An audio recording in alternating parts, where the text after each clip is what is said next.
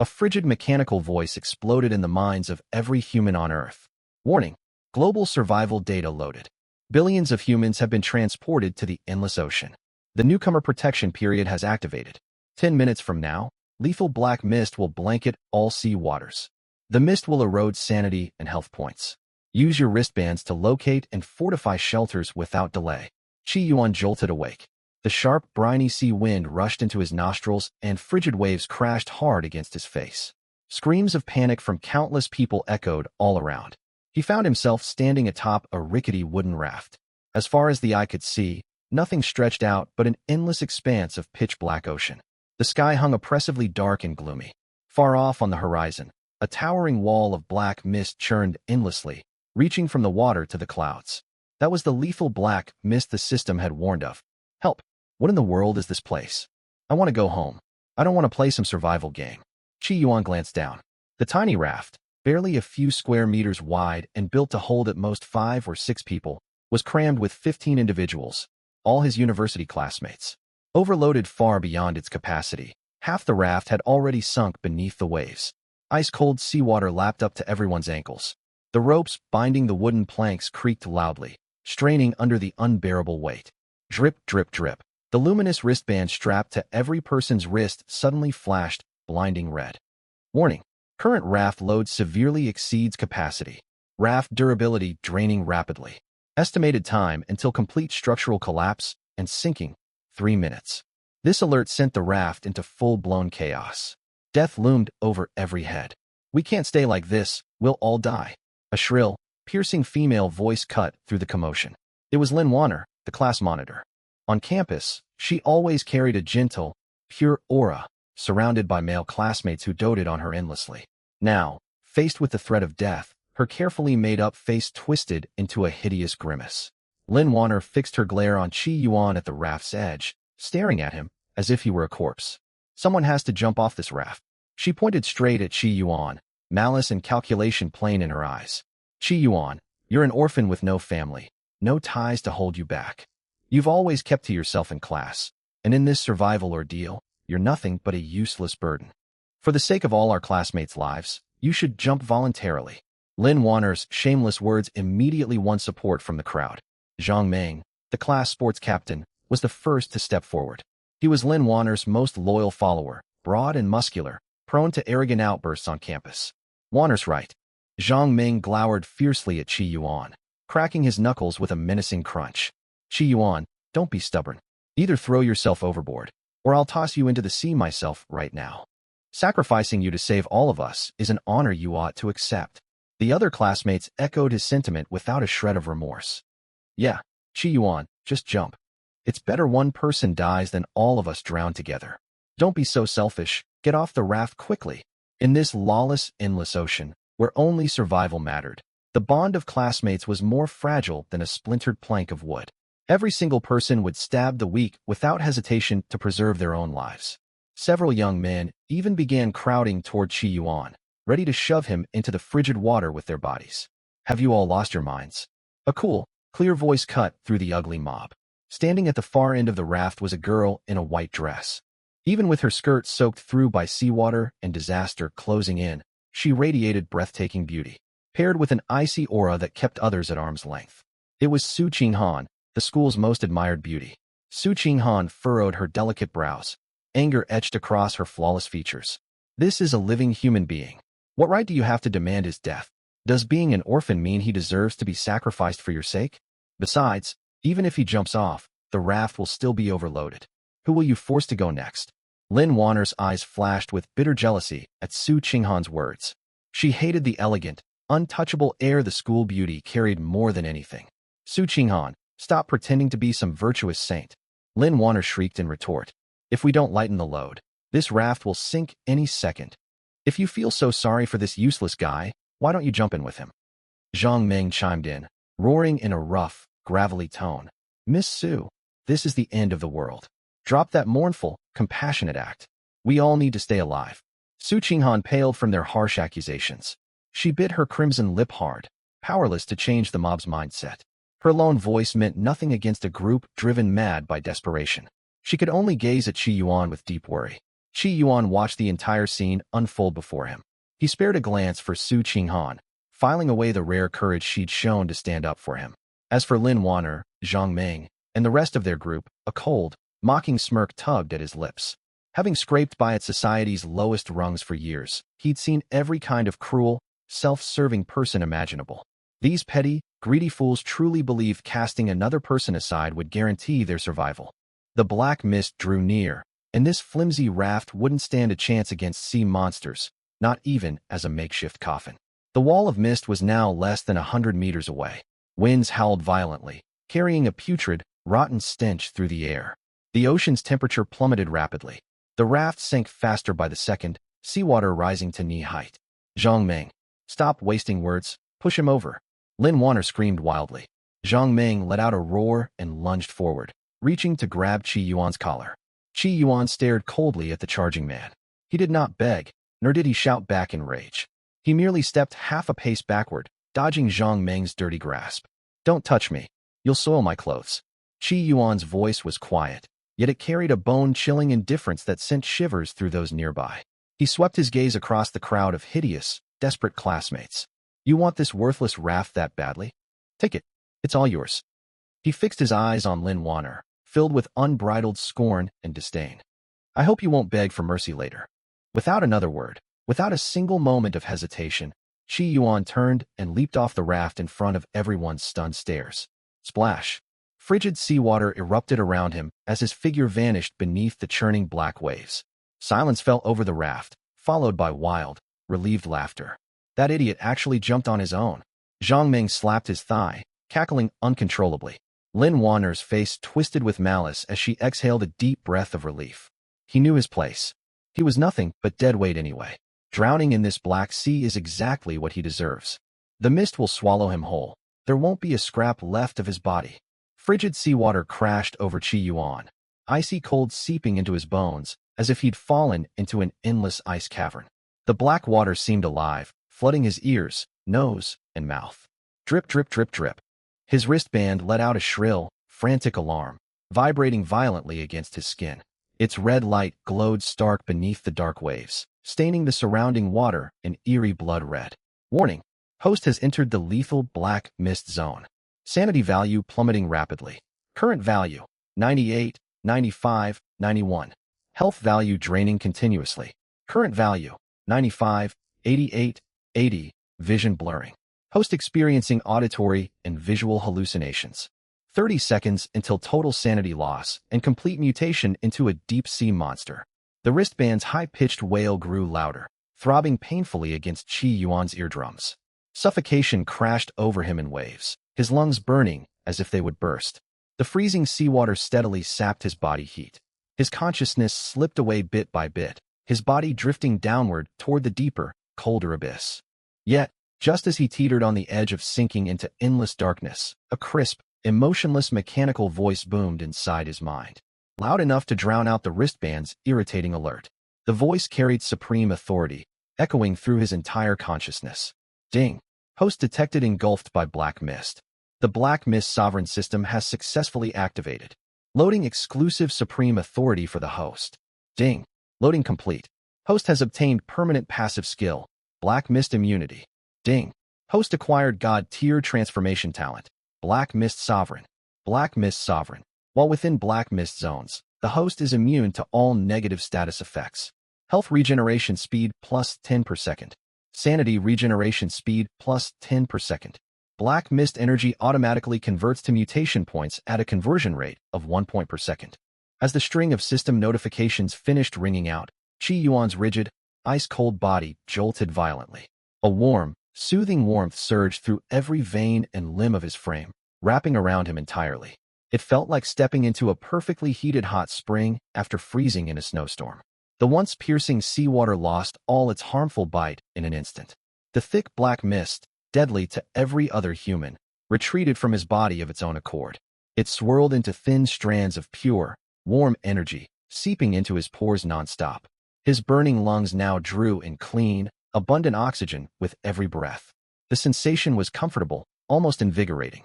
Qi Yuan stretched his body out comfortably beneath the waves. The black mist wrapped around him like gentle hands, soothing every inch of his skin. He lifted his wrist to check the survival band. The flashing red alarm light dimmed at once, replaced by a soft emerald glow signifying peak health. Warning: unknown high-dimensional energy interference detected. Alarms disabled. Host current sanity value, 100 overflowing. Host current health value, 100 fully restored. Qi Yuan grinned, revealing a set of white teeth. This black mist sovereign system was absurdly overpowered. The lethal mist everyone fled from was his ultimate source of supplies. On top of that, a stream of green numbers flickered rapidly across his system interface. +1 mutation point. +1 mutation point. Current accumulated mutation points, 2, 3, 4. Simply lingering within the mist earned him 1 mutation point every second. No extra effort required. These mutation points could be used to infinitely transform and strengthen any object he possessed. Qi Yuan swept his arms through the water, gliding upward toward the surface as smoothly as a fish. Splash. Water splashed around him as he spat out salt water and wiped seawater from his face, breaking the surface. By now, the black mist had fully swallowed the stretch of ocean surrounding him. Visibility on the water's surface dropped to less than 5 meters. The air reeked of rot, the mist's signature toxic aura, laced with mental corruption that drove ordinary people insane within seconds. Anyone else would choke and grow dizzy standing here for even a heartbeat. Yet Qi Yuan trod water unharmed, utterly relaxed. A series of shrill screams cut through the silent waves not far away. My feet. It's freezing, it hurts. My health is dropping fast. My sanity's only at 50. I see phantom monsters drifting everywhere. Please, someone save me. I don't want to die. Qi Yuan followed the sound with his gaze. 15 meters away, the large raft carrying his classmates tossed violently like a leaf in a storm. The students on board had descended into total chaos. Lin Wanner bore no trace of her previous poise and arrogance. She collapsed onto the waterlogged planks, clutching her head tightly, her skin ashen gray, eyes hollow as she screamed hysterically. It's cold, so cold. Zhang Meng, do something. My sanity's almost gone. Her survival band flashed blazing red, the health bar ticking downward relentlessly. Zhang Meng had also fallen into violent madness, his sanity dipping far below the danger threshold. His bloodshot eyes blazed crimson, and low, beast-like growls rumbled in his throat. He gripped a broken wooden stick, thrashing it wildly against the water as if swatting invisible monsters. Get away. All of you, stay away from me. The other classmates wailed and sobbed, shoving and biting one another as they fought over the tiny dry patch at the raft center. Lin Wanner, you said pushing Qi Yuan off would lift the raft higher. Why are we still sinking? Why is the water still rising? A normally timid boy shouted, eyes bloodshot with rage. Yeah, you brought this disaster on all of us. Lin Wanner paled at the accusations, unable to utter a single word, and collapsed into hopeless tears. A shadow of a black sea beast, roughly 2 meters long, crept silently toward the raft not far off. It was merely a low-tier first-order black mist sea creature, yet to unarmed humans, it represented certain death. Qi Yuan trod water, watching the scene unfold without the slightest flicker of emotion, finding the whole spectacle faintly ridiculous. Selfishness, greed, foolishness. When crisis struck, these people had cast him aside without hesitation to cling to a fleeting chance at survival. They failed to realize that selfishness offered no salvation against the unforgiving rules of this apocalyptic sea. Enjoy your despair while it lasts, Qi Yuan muttered quietly. He turned away without another glance at the miserable group. As he shifted his body, a hard, solid object collided against his chest amid the rolling waves. Qi Yuan reached out and grabbed it. The surface felt rough and cold to the touch. It was a slab of rotting wood roughly the size of a coffin lid, soaked through by seawater and covered in black mold and green algae. Its edges were splintered and jagged, crumbling easily to the touch, oozing a sour, decaying moisture. On land, no one would spare a glance at such trash. Yet a glint of sharp light flashed across Qi Yuan's eyes as the system alert echoed in his mind once more. Ding! Damaged rotten wooden plank detected. Item name: worn rotten plank, current durability. 2 tints description: a block of wood left soaking in the ocean for untold years, on the verge of complete disintegration. Transformation option: consume 10 mutation points to activate primary fusion transformation. Qi Yuan checked his system interface immediately. Current accumulated mutation points, 10. Perfect, exactly enough. In this endless ocean, where deadly sea monsters lurked and black mist blanketed every stretch of water, he needed a stable, safe shelter as soon as possible. This broken plank would be his first step toward unmatched power.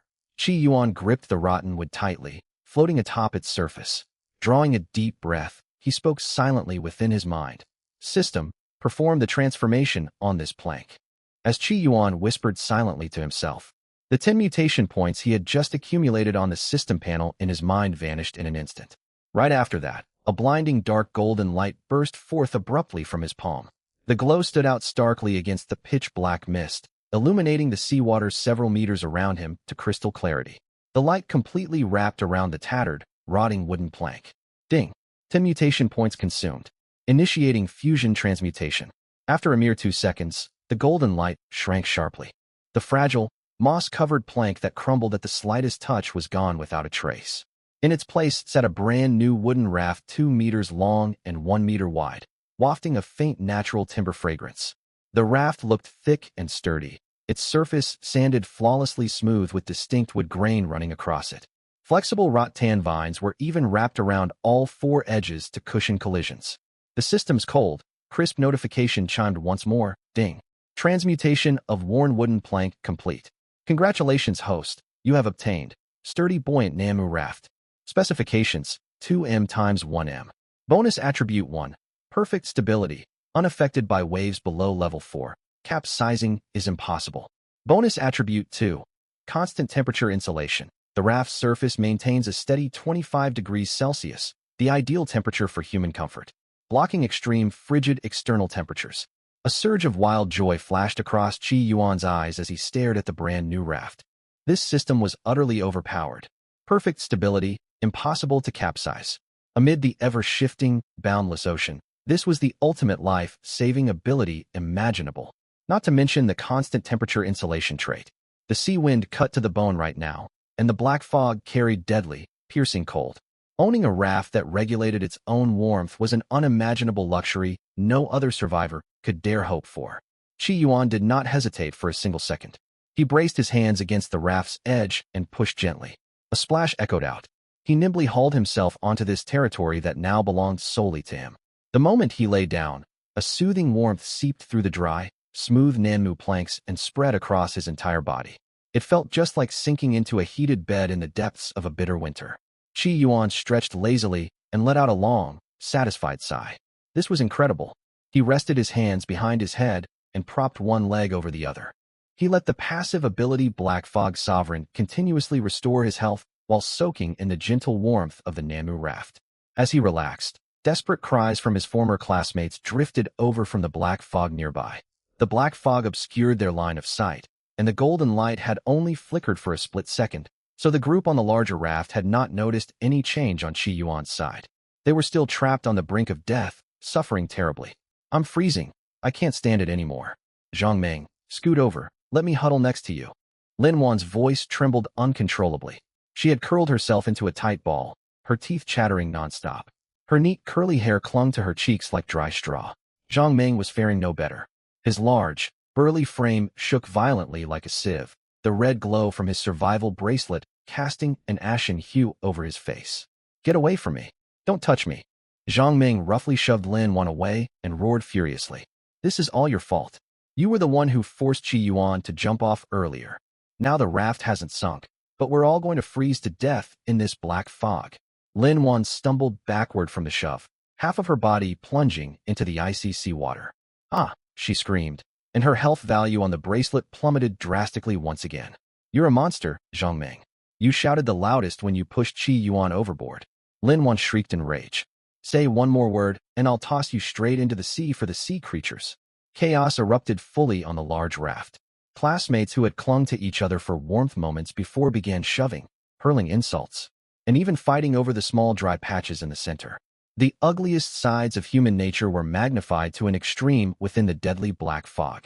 Qi Yuan lay atop his warm Nanmu raft, tilting his head to silently watch the bitter infighting unfolding before him.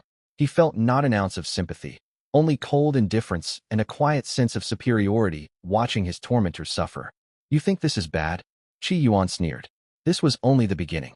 The corrosive black fog, sea beast assaults, the agony of starvation and thirst, far greater horrors of the boundless ocean still awaited them. His stomach suddenly rumbled loudly. As he watched the chaos, Qi Yuan rubbed his empty belly and frowned slightly. Powerful as the system was, granting immunity to black fog, constant health regeneration, and the ability to transmute items, it could not conjure food or water out of thin air. Humans needed sustenance to survive. This was only the first day of the survival game. He had struggled through frigid seawater earlier and endured intense mental strain, draining nearly all his stamina. Hunger and thirst gnawed at him steadily. I need to find something to eat. Qi Yuan sat upright and scanned the dark sea surface. Scattered debris floated across the water, yet all of it consisted of rotting wood and broken plastic, nothing edible. There was only one way to gather food out on the endless ocean: fishing or netting. But he had nothing on hand, no fishing nets, not even a length of fishing line. As Qi Yuan pondered his options, his gaze drifted inadvertently back to the large raft a dozen meters away, landing on a lone figure huddled quietly in its corner. It was Su Qinghan, the school's most admired girl. She had spoken up to defend Qi Yuan earlier, and now the others had completely shunned her. They had pushed her all the way to the raft's outermost edge, half of her legs submerged in freezing seawater. Unlike Lin Wan, who threw tantrums and screamed, Su Qinghan simply wrapped her arms tightly around herself, biting her pale lips and enduring the bitter cold in silence. Qi Yuan's eyes did not linger on her beautiful face. Instead, his gaze traveled down her slender waist and fixed firmly on her legs. Before entering this survival realm that day, Su Qinghan had just finished performing at the school's art showcase, so she wore a white dress. Covering her long, straight legs was a pair of high-fiber tights crafted from premium, highly elastic material. Soaked by seawater, the tights clung closely to her legs. Qi Yuan's eyes lit up instantly. He harbored no strange, twisted obsessions for this harsh survival world. What he saw was not an appealing sight, but a natural, incredibly tough raw material perfect for weaving fishing nets. The tights boasted fine mesh openings and incredibly durable fibers. If he could get them, paired with his unlimited transmutation system, he was fully confident he could transform them into an unmatched harvesting tool. No net. The perfect material was right in front of him. Thrilled by this idea, Qi Yuan could no longer hold back his excitement.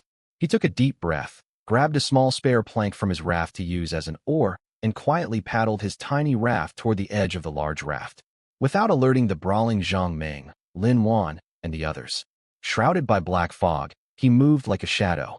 Soon, he drifted alongside the spot where Su Qinghan sat, the two rafts barely separated. Qi Yuan looked at the school beauty, whose lips had turned pale blue from the cold as she trembled softly. He tried to soften his expression to avoid seeming threatening and offered what he thought was a gentle smile. Tormented by bitter cold and crushing despair, Su Qinghan's mind had started to grow fuzzy. She had never endured such hardship in her life. The seawater continuously lapped over the edge where she sat, soaking half her legs, and frigidness seeped upward through her calves, aching deep into her bones. Suddenly, Su Qinghan noticed an odd swirl in the sea fog beside her. She turned her head instinctively. "Deep!" she nearly cried out, quickly clamping a cold hand over her mouth. Less than half a meter away, a young, clean face slowly emerged from the black fog. Qi Yuan, who had voluntarily jumped into the sea earlier. Shock and disbelief flooded Su Qinghan's clear eyes the second she saw him. He was alive? Even Zhang Meng shook uncontrollably from the black fog's cold, yet Qi Yuan showed no signs of suffering. His skin glowed with a healthy flush, his breathing steady and calm. Most unbelievable of all, he sat atop a brand new, thick raft glowing with faint golden light, thin wispy warmth drifting off its surface. It shattered every expectation she had of this deadly ocean. Qi Yuan pressed a finger to his lips, signaling her to stay quiet, then guided his small raft closer and lowered his voice. "Miss Su, don't draw their attention." Su Qinghan fought to steady her overwhelming shock, her voice trembling. How are you unharmed? This raft of yours. That's not important."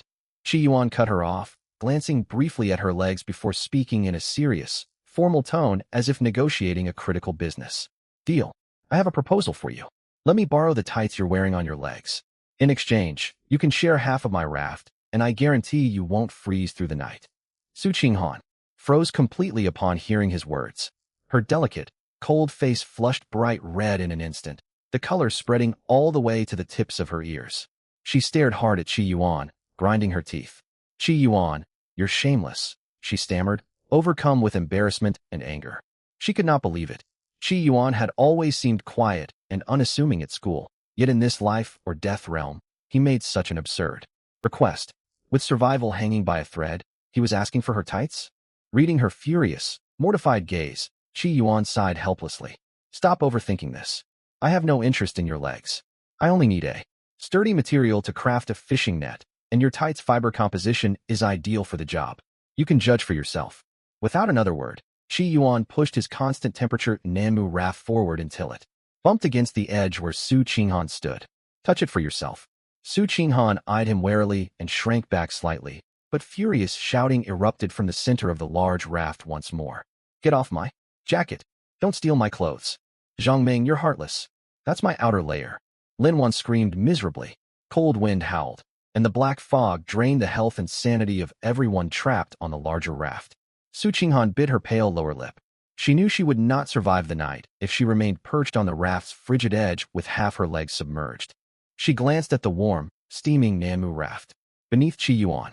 Eventually, she gritted her teeth and stretched out a cold, tentative hand to brush the raft's edge.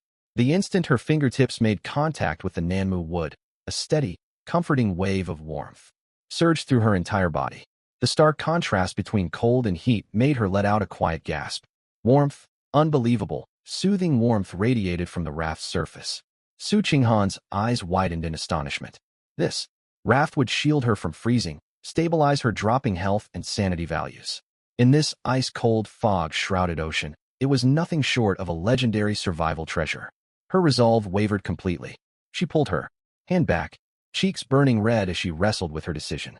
Did she really have to hand over her tights?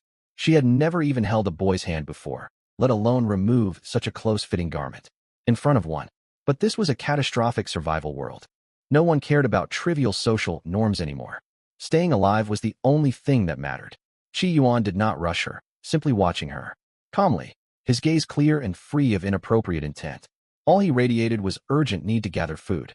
Su Qinghan saw that hunger-driven focus in his eyes. He truly only needed the fabric to make a fishing net. Qi Yuan, turn around, she mumbled softly, her face burning bright red with embarrassment. Understood. Qi Yuan spun around without hesitation, his back to her. Don't look back, she warned anxiously. Hiding deep in the shadowed corner of the large raft, Su Qinghan set to work. Soft rustling fabric sounds drifted over amid the howling fog wind. Blushing fiercely, she carefully peeled the tights off her legs. The frigid sea air stung her bare skin, pushing her to move faster. Seconds later, she tossed the crumpled fabric toward him, her voice thick with suppressed tears. Catch! Qi Yuan reached back and caught the soft, warm bundle that still held her faint natural scent. He turned to face her, watching as she tugged her dress down to fully cover her legs, her expression a mix of embarrassment and resentment. Thank you. You can have space on the raft tonight as agreed. Qi Yuan gestured to the empty warm section beside him. Su Qinghan wasted no time climbing over from the large raft onto the dry, warm Nanmu raft.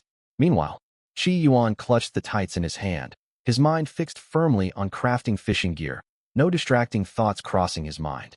Ding ding ding. The system alert blared loudly inside his head. Ding. High fiber tights detected. Spend 50 mutation points to activate divine tier transmutation. A piece of excitement tugged at Qi Yuan's lips as he stared at the fabric in his grasp. He spoke silently in his mind. System, perform maximum transmutation on this item. At Qi Yuan's command, the stockpile of mutation points he had accumulated by absorbing black fog was immediately reduced by 50.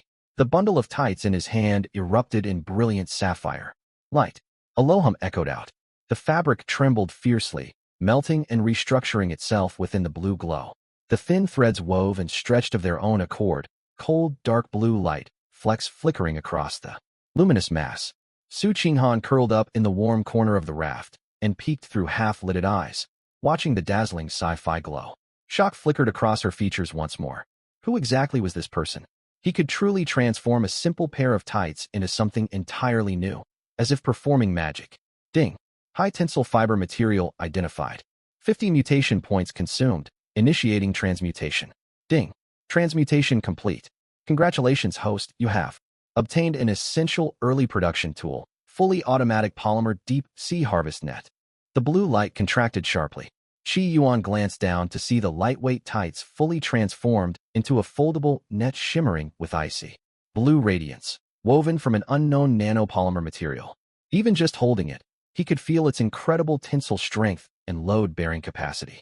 What made his heart race faster were the overpowered, unrivaled traits displayed. On the system panel, fully automatic polymer deep-sea harvest net unique transmuted item trait 1. Guaranteed catch. When cast into seawater, the net will always retrieve living creatures or basic supplies. Empty hulls are impossible. Trait 2. Intelligent filtration. Automatically sifts out useless seaweed, mud, and toxic debris, retaining only high-quality resources. Trait 3. Mystery chest chance. Every hull carries a 5 chance to retrieve a treasure chest, buried deep in ocean silt. Durability. 100 automatically regenerates over time. Chi Yuan's mouth stretched almost all the way to the back of his ears. No empty hulls, guaranteed. Intelligent water purification. Plus a 5 chance to pull treasure chests. In this resource-scarce beginner phase, where others could spend an entire day fishing and end up with nothing at all, owning this net meant holding the server's entire economic lifeline in his hands. Chi Yuan reigned in his wild excitement. He took a deep breath of warm air, dragged the salvage net over to the edge of his Namu raft. Splash! He channeled strength into his arm and, with a perfectly graceful motion, hurled the faintly blue glowing salvage net deep into the pitch-black, icy seawater churning with black mist. The moment the net hit the water, it unfurled, automatically on the seafloor as if pulled by magnetism, sinking rapidly toward the depths. Even the rope in his hand vibrated with a strange thrumming sensation. Chi Yuan sat atop the warm wooden raft, silently, counting the minutes. 1 minute, 2 minutes, 3 minutes.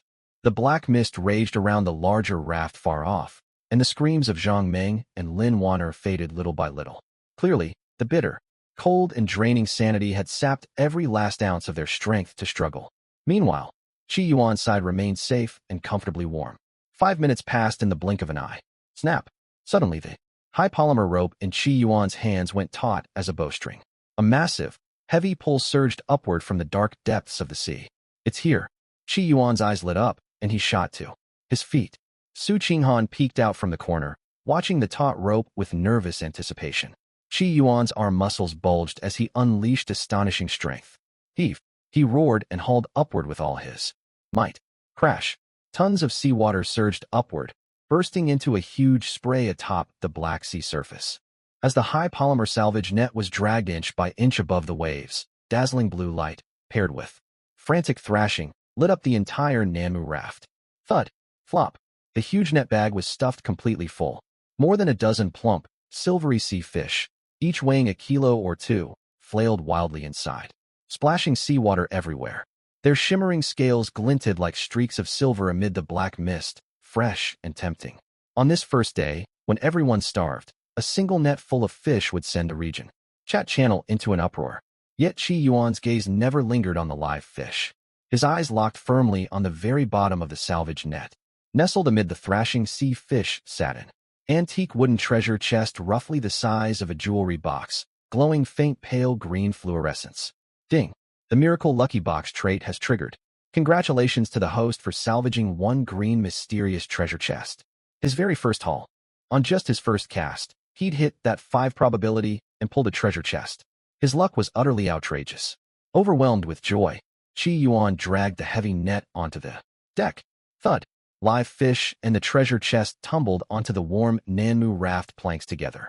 Su Qinghan covered her mouth, her beautiful eyes wide with shock. In this doomsday world where mere survival was a grueling struggle, Chi Yuan had obtained such abundant food in only 5 minutes, not to mention a mysterious chest. This wasn't survival at all. It was outright looting. Chi Yuan paid no mind to Su Qinghan's stunned expression. He swept the wriggling fresh fish aside and crouched before the green treasure chest, his eyes burning bright. The chest was carved from ancient moss-covered timber, etched with strange wave patterns. Chi Yuan's hands trembled slightly as he reached out, hooked his fingers under the latch, and pried it open hard. Click! With a crisp snap, the chest lid creaked slowly upward. In an instant, blinding, brilliant multicolored light burst forth from within the box. The radiance chased away the surrounding black mist and illuminated Chi Yuan's face inches away. When he saw what lay inside, Chi Yuan's eyes blew wide open, and he sharply drew in a cold breath. What incredible, overpowered loot had he gotten out of this chest? The colorful glow faded slowly into the air, and the crisp system notification chimed. In Qi Yuan's ears like a wonderful melody. Ding! Congratulations to the host for opening the green mysterious treasure chest. Reward 1. 1 perfect, grade, fine barbecue grill blueprint. Reward 2. 5L high purity purified. Water comes with an insulated cooling bucket. Reward 3. 1 kilogram top, grade, A5 Wagyu beef sterile vacuum sealed packaging. Qi Yuan's atoms apple bobbed as he stared at the 3 items resting on the chest floor. Chilled purified water. Top tier, marbled Wagyu beef. In this resource-starved, endless ocean, where even a single drop of clean water was priceless, this was an otherworldly supply kit. Su Qinghan, leaning in to watch, stared straight at the cold bucket frosted with wispy white vapor, utterly captivated. Her throat worked instinctively, and she nervously pressed her parched, cracked lips together. On the first day of survival, she'd received no water ration at all and endured a freezing night. Her body was already severely dehydrated. Qi Yuan noticed her desperate longing. He pulled out a clean wooden cup, filled it to the brim with icy purified water, and held it out to her. Drink up. Stick with me, and you'll never run out of water. Su Qinghan accepted the wooden cup, flustered and grateful. She whispered a quiet, "Thank you," then took a tiny, careful sip. Cool, sweet water slid down her parched throat into her empty stomach, instantly revitalizing her completely. Her gaze toward Qi Yuan now held not only shock, but also profound admiration and gratitude. As time ticked by, dawn broke. The deadly black mist along the horizon receded like a tide, vanishing from sight. Yet the crisis was far from over. A pale, blistering white sun hung high overhead. With the mist gone, brutal ultraviolet rays and scorching heat swept across the entire shallow sea zone. In just half an hour, temperatures rocketed from sub-zero to 38 degrees Celsius. The air warped with heat, and the sea reeked of rotting fish under the blazing sun. Qi Yuan lay comfortably on the cool Nanmu raft and tapped his optical wristband to open the regional chat channel. The feed was a scene of unbridled despair, filled with endless cries of agony. Water. Does anyone have water? I'm dying of heat stroke. This game is ridiculous. Freezing to death at night. Roasting alive by day, my skin's peeling off. I'm begging anyone with supplies to spare a sip of water. I'll trade iron, ore, and plastic scraps for it. Don't even ask. I fished all morning, and all I pulled up was some random worn old shoe. Is this seawater toxic? Empty hull again. My fishing line got bitten clean through, not a single fish scale to show for it. Reading the miserable plight of every other player in the chat, Qi Yuan glanced at his automatic deep-sea high-polymer salvage net and felt a surge of satisfaction. This must be what it's like to play with a cheat code. He casually hauled the rope over and secured the salvage net to one side of the Nanmu raft, then tapped the auto-salvage button on his control panel. A streak of fluorescence swept across the net's surface, and it settled silently as a waiting hunter spread beneath the waves. Only 2 minutes passed before the system alerts began rolling nonstop. Ding. Auto-salvage complete. Recovered 3 fresh silver cod. Ding. Auto-salvage complete. Recovered 5 units sturdy island hardwood. Ding. Auto-salvage complete. Recovered 8 units discarded polyethylene plastic. Continuous system chimes echoed as the net opened and closed on the seafloor again and again.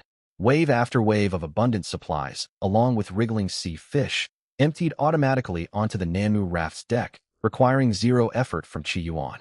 In less than 30 minutes, the deck of his 2-meter-long, 1-meter-wide Nanmu raft piled into a half-meter-tall mountain of supplies. Dozens of plump, jumping sea fish, bundles of fragrant sturdy timber, and piles of plastic and metal fragments, extremely valuable basic materials in the early survival stage, filled every available space. Su Qinghan had to tuck her legs in tight to avoid stepping on the thrashing fresh fish. This is far too much. Su Qinghan stared blankly, completely dumbfounded. Others fished all day without catching a single fish, yet Qi Yuan only needed to lie back and watch supplies pile up until there was barely room to stand. Qi Yuan looked at the overflowing stock crowding his tiny raft and frowned slightly. He had far too many supplies. He needed to put them to use.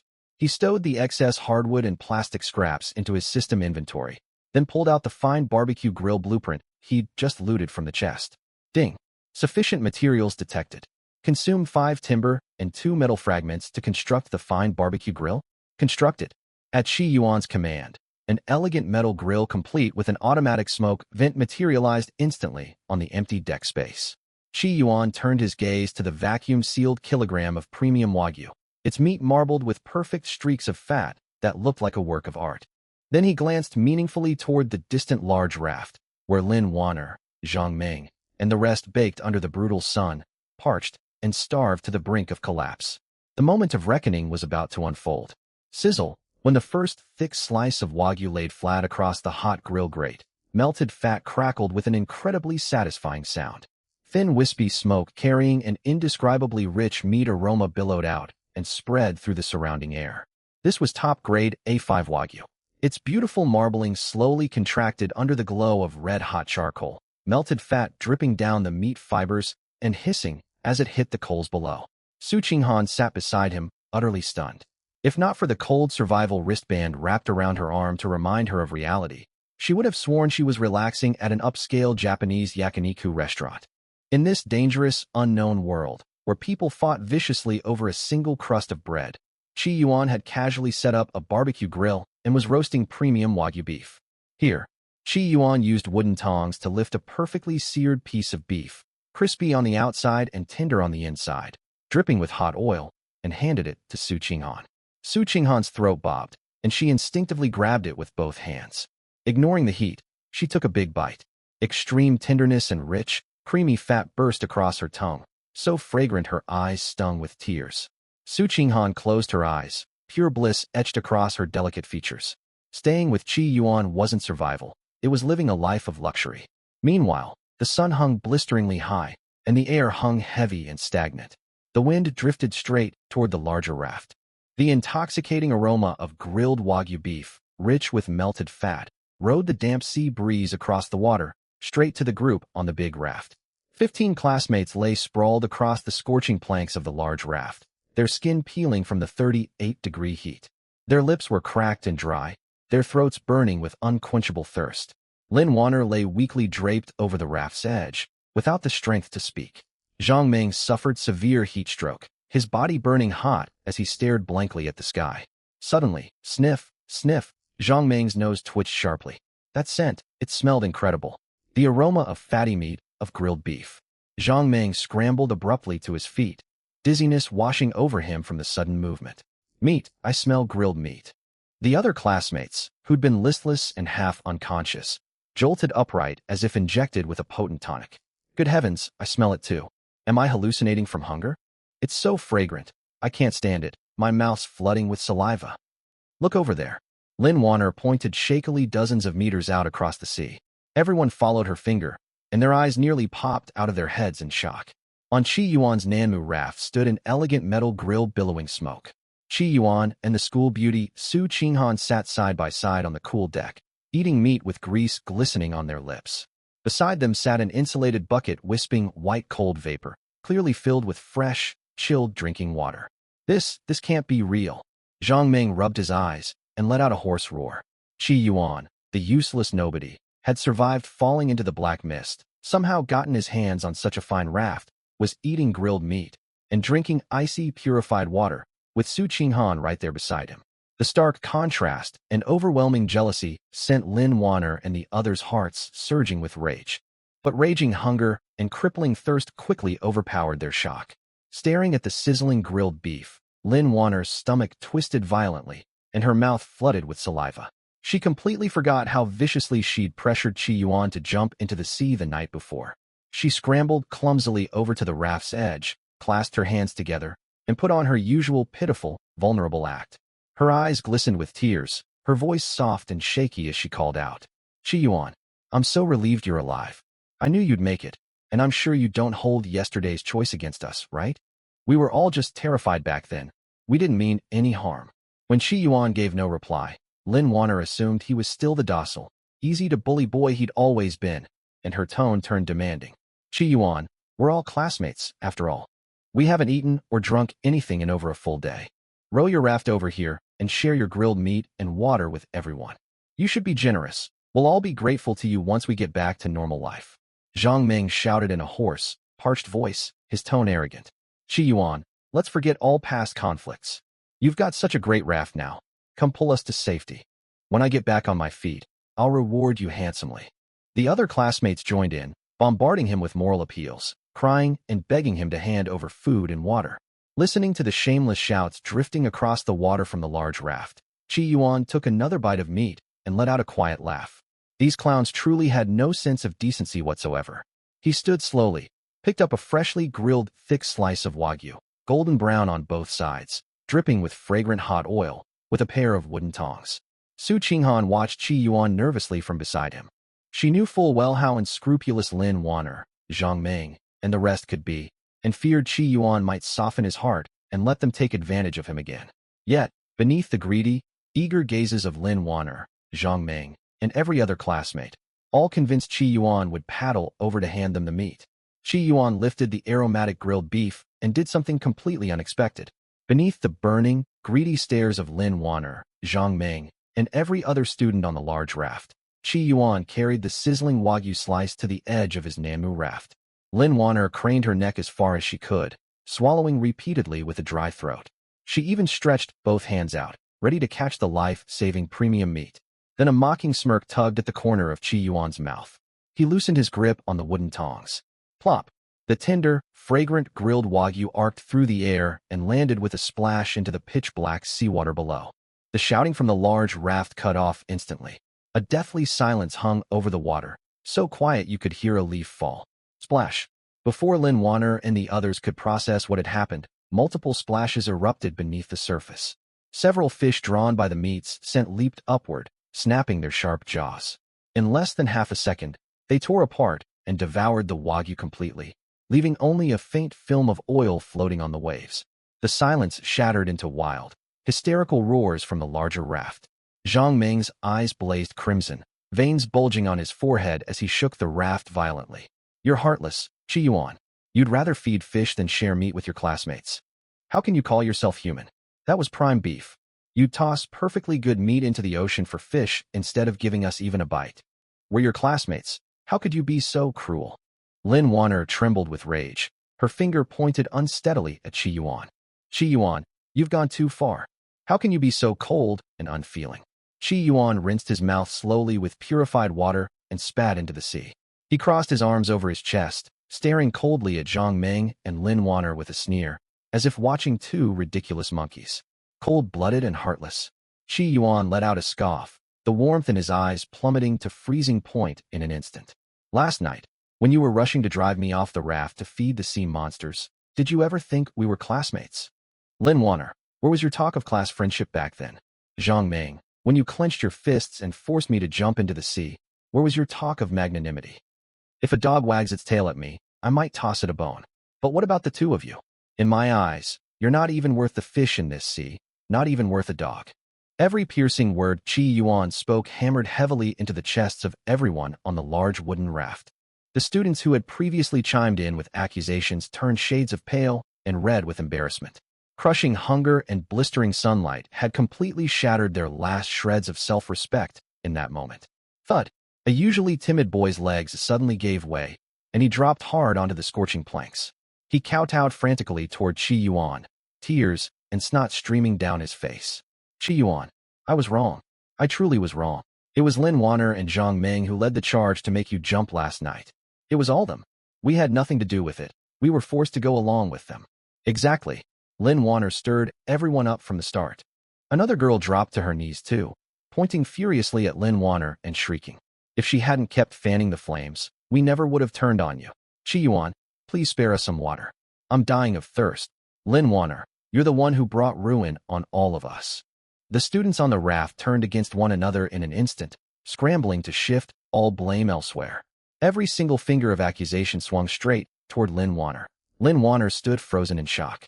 The classmates who'd fawned over her and sworn to protect her at school were now hurling the cruelest insults her way. "You're all ungrateful ingrates. Everyone agreed to it last night together." Lin Wanner's face drained of all color as she screamed, stumbling backward in a blind rage. Watching the ugly, infighting spectacle unfolding on the raft, both Chi Yuan and Su Qinghan wore looks of disgust.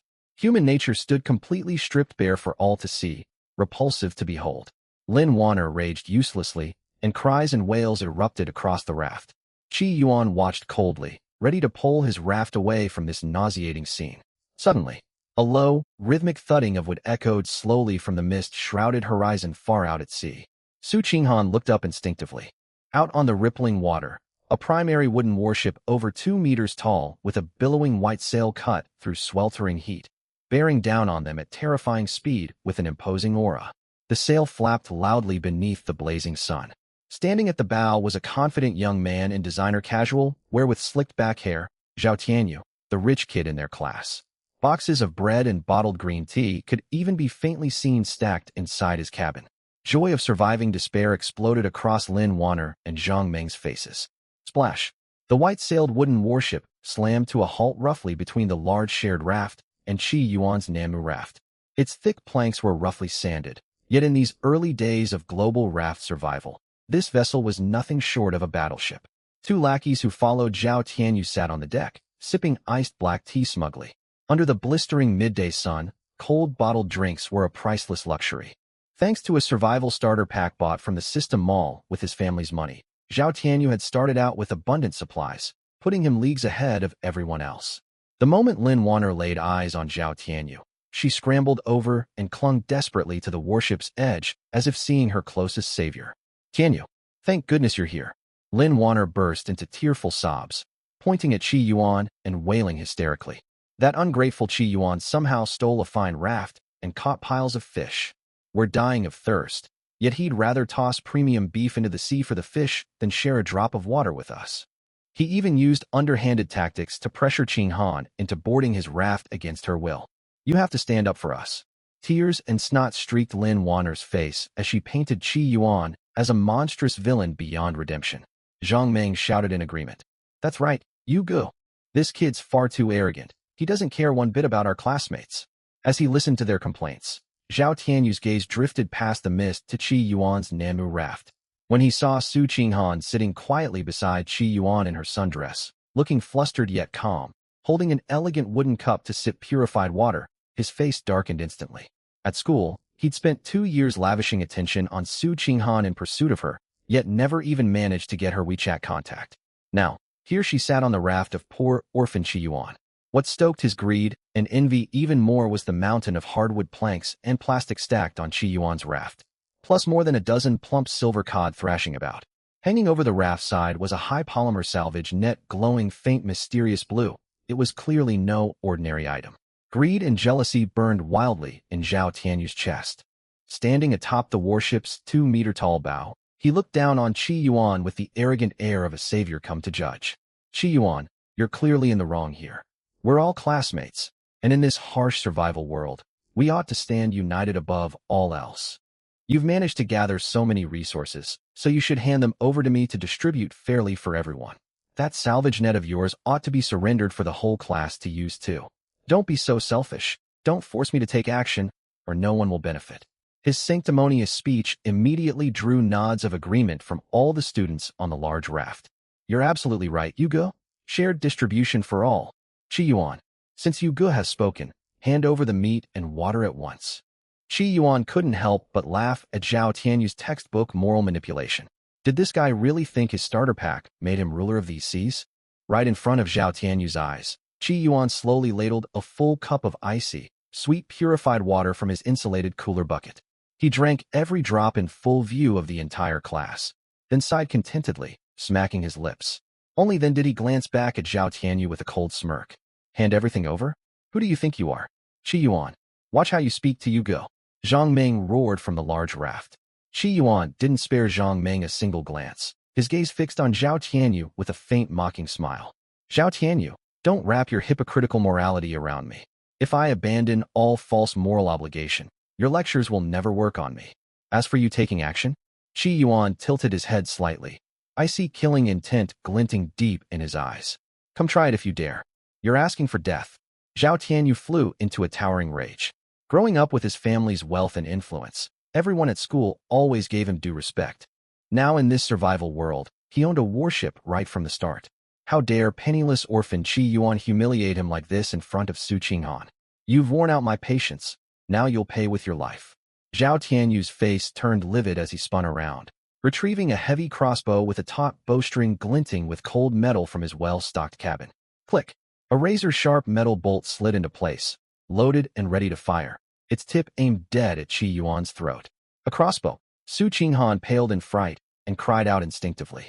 It was a lethal long-range weapon, deadly out on the open sea with nowhere to take cover. Yet not a flicker of panic crossed Qi Yuan's face.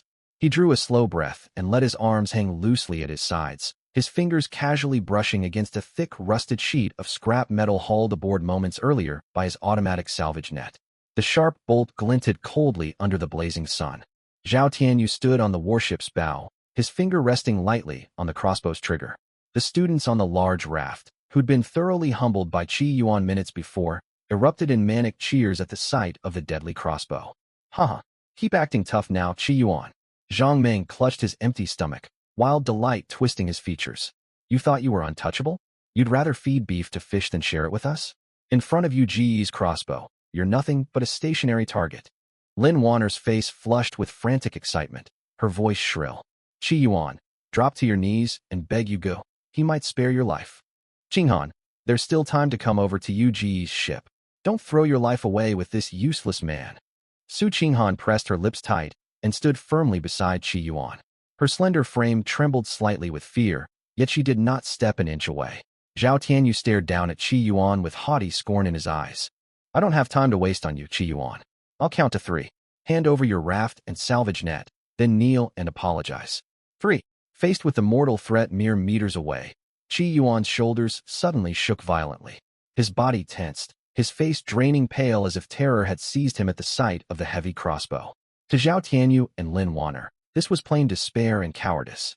They had no idea his hand hidden behind his back rested on the raft's edge, where the thick rusted scrap metal sheet lay. His automatic salvage net had dragged it up only moments ago. In his grip, he also clutched an abandoned high-pressure gas canister recovered alongside the metal. 2. Zhao Tianyu's voice turned icier, his finger beginning to squeeze the trigger. Inside Qi Yuan's mind, the system interface flashed at lightning speed. He'd accumulated a full 230 mutation points from absorbing dark mist and salvage hauls that day, more than enough to spare. System. Initiate tactical fusion transformation on this scrap metal sheet and gas canister. Qi Yuan roared mentally. Ding. Metal casing and high-energy gas detected. Fusion blueprint generated. This transformation will consume 200 mutation points. Confirm execution. Confirm. Transform immediately. Boom. Dark red dim light burst forth from Qi Yuan's palm hidden behind his back, swirling to reshape the scrap metal and gas canister. The system alert blared loud in his thoughts. Ding. 200 mutation points deducted. Fusion transformation complete. Congratulations, host. You have crafted a handheld thermal weapon. Portable mini high-explosive torpedo throne, disposable model. Portable mini high-explosive torpedo single-use consumable properties. Pull safety ring and throw. Automatically ignites and corrects trajectory upon submerging in water. Devastating destructive power against wooden and lightly armored vessels. Blast yield equivalent to 10 kilograms of TNT. The white light faded. Resting heavy in Qi Yuan's palm was a streamlined metallic cylinder roughly the size of an insulated tumbler, its surface shimmering with cold alloy luster. A dangerous red indicator light blinked steadily around its tail, like a death's eye winking in shadow. He felt the cold, heavy weight of the metal in his grasp. A slow, brilliant smile spread across his pale, seemingly terrified face. With this weapon, his so-called warship was nothing more than an oversized firecracker to Qi Yuan. 1. Zhao Tianyu finished his countdown. You refuse? Then dot. Cruel malice flashed in his eyes, and his finger tensed to squeeze the crossbow trigger all the way down. But in that split second, Qi Yuan's rigid, shaking frame snapped straight. Instead of ducking or fleeing, he let out a cold laugh. His arm whipped forward from behind his back in one fluid motion. Using a sharp, powerful pitching stance, he hurled the glowing metallic cylinder with its blinking red tail straight into the seawater beneath Zhao Tianyu's warship. Master Zhao. Qi Yuan grinned, flashing a row of white teeth. Enjoy the fireworks. Zhao Tianyu watched the spinning cylinder sink into the water, a mocking, ridiculous sneer twisting his lips. In his eyes, Qi Yuan was merely thrashing out in a doomed last stand, tossing a useless metal canister. Throwing a thermos? Have you lost your mind from fear, Qi Yuan? You're tossing me a cup as a last gift before you die? Zhao Tianyu's taunt died unfinished on his lips. Plop. The cylinder hit the water and sank beneath the waves. For half a heartbeat, the rippling surface around it fell unnervingly silent. Then a blinding crimson glow erupted from the dark depths below, illuminating dozens of meters of seawater blood red as a miniature sun ignited underwater. Boom. A thunderous, rumbling detonation tore through the silent sea like 1,000 stampeding horses. Supersonic shockwaves and scalding white bubbles ripped the ocean surface apart. A 4-meter-tall geyser of seawater shot skyward and crashed back down violently. The underwater blast shockwave multiplied in force through the seawater, slamming into the warship's wooden hull and shattering its fragile defenses instantly. The heavy planks Zhao Tianyu thought could withstand any storm crumpled like dried biscuits against sheer explosive power. Crack. Splinter. A sickening groan of splitting timber echoed across the waves. The imposing sailboat that had lorded over the sea only moments before split cleanly into 2 broken halves. Ah! Zhao Tianyu let out a shrill, unrecognizable scream. The blast's force and searing shockwave hurled him off the bow along with his crossbow, sending him flying more than 10 meters into the air like a discarded sack. He spun 3 full rotations mid-air, his designer clothes torn to shreds by the blast's aftershock, raw burnt wounds oozing blood across his skin. Seconds later, he plummeted back down with a heavy splash into the frigid ocean. Splash. Zhao Tianyu coughed up mouthfuls of blood, thrashing wildly in the cold water, dazed and battered from the concussive blow. On the large shared raft, the students who'd been screaming for Qi Yuan's death fell dead silent in an instant. Zhang Meng's wild laugh froze rigid on his face, jaw hanging slack, eyes bulging nearly out of their sockets. The blast's roar and rushing wind sent the raft rocking violently, a constant high-pitched ringing filling everyone's ears. Lin Warner shrieked and collapsed hard onto the waterlogged planks, her pupils shrinking to pinpricks as her body shook uncontrollably from overwhelming terror. A warm, foul-smelling liquid trickled down her legs, staining the seawater beneath her pale trousers yellow. The class monitor who'd once been showered with admiration at school had lost all control of herself out of pure fright. Monster. Lin Warner mumbled deliriously through chapped, trembling lips, unable to bear looking at Qi Yuan even for a second. The other students stared deathly pale. Several dropped to their knees clutching their legs, wailing uncontrollably. Amid the stunned, horrified silence, Qi Yuan pulled his Nanmu raft forward calmly and unruffled, drifting slowly toward the 2 sinking halves of the shattered warship. Qinghan, give me a hand and pull in the salvage net. Qi Yuan tugged the corners of his mouth upward and casually flung the fully automatic polymer deep-sea salvage net out. Su Qinghan clutched the net rope blankly, staring at the piles of supplies covering the deck, her mind gone completely blank. Swish. The instant the salvage net hit the water, its deep blue mesh unfurled automatically, drawing dreamy ripples through the seawater. Ding. Automatically lock and salvage sunken supplies. Salvage complete. Obtained. Classic black tea times 12 bottles. Obtained. Rich dark chocolate bread times 24 packs. Obtained. Primary fresh water purifier times 1. Obtained fine grade weapon. Armor piercing heavy crossbow, fine times 1. Obtained matching bolts. High strength alloy bolts times 20. Massive quantities of survival supplies were hauled onto the Nanmu raft one after another as if they cost nothing. The originally empty Nanmu raft was instantly crammed full with bread, black tea, and weapons. This fine-grade crossbow was forged entirely from cold black titanium alloy, heavy in the hand, and radiating an undeniable aura of authority. With this weapon, Qi Yuan possessed absolute long-range suppression power in shallow waters. We've hit the jackpot. Qi Yuan smirked, tossed a chocolate bread into his mouth, and chewed slowly with satisfaction. The sweet aroma and abundant calories instantly chased away his hunger, filling him with genuine contentment. Those survival supplies that Zhao Tianyu had guarded like treasure were now nothing more than stepping stones for Qi Yuan to stand unrivaled in this world. Help! Someone help me! Brother Yu, save me! Warner, help me! Not far out in the water, Zhao Tianyu, covered in blood, screamed for aid with all his might. Salty, frigid seawater flooded his windpipe non-stop, triggering agonizing, violent coughing fits. His hair matted and disheveled. The arrogance and haughtiness that had filled his gaze earlier vanished entirely, replaced only by overwhelming terror of death. He flailed with his one uninjured arm, straining desperately to swim toward the large wooden raft. But then splash! Some 10 meters away from him, the undulating surface of the sea was suddenly torn apart by a violent force. A massive triangular shark dorsal fin, over a meter tall and sharp as a black blade, sliced through the waves and broke the surface. The enormous fin glinted with cold, bloodthirsty sheen beneath the blazing sun. It cut through the water, closing in straight behind the drowning Zhao Tianyu at an unnervingly terrifying speed. Shark! There's a shark! Can you swim back fast? A sea beast is right behind you.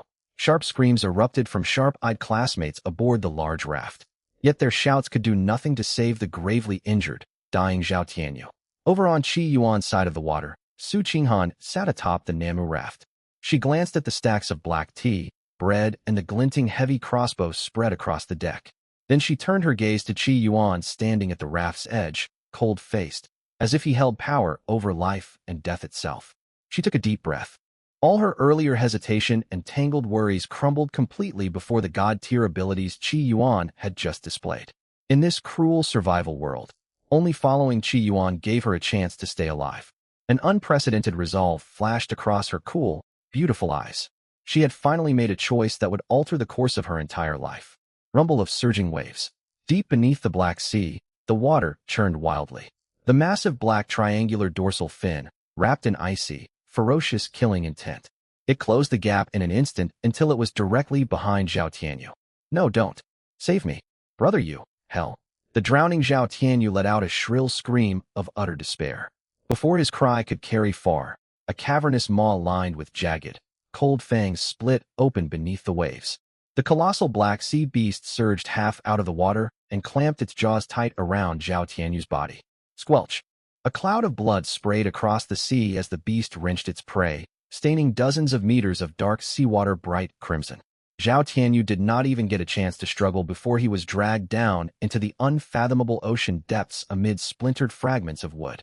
All that remained on the surface were a few bubbling red air pockets, and the alloy crossbow slowly sinking into the dark water, rendered useless forever. A heavy silence fell over the large wooden raft, stretching on for a full 30 seconds. Everyone stared wide-eyed at the blood-tainted stretch of sea, trembling like leaves in the wind. Zhao Tianyu was dead. The wealthy heir who'd started out with a full-sized raft stocked with endless bread and tea had been torn apart alive by a sea beast right before their eyes. Tianyu, brother Yu's dead. Lin Wanner slumped weakly onto the raft's planks, her eyes empty, her face as pale as paper, drained of all color from sheer terror. The pillar she'd relied on completely had crumbled away in an instant. The classmates aboard the large raft were overcome with unprecedented fear and despair.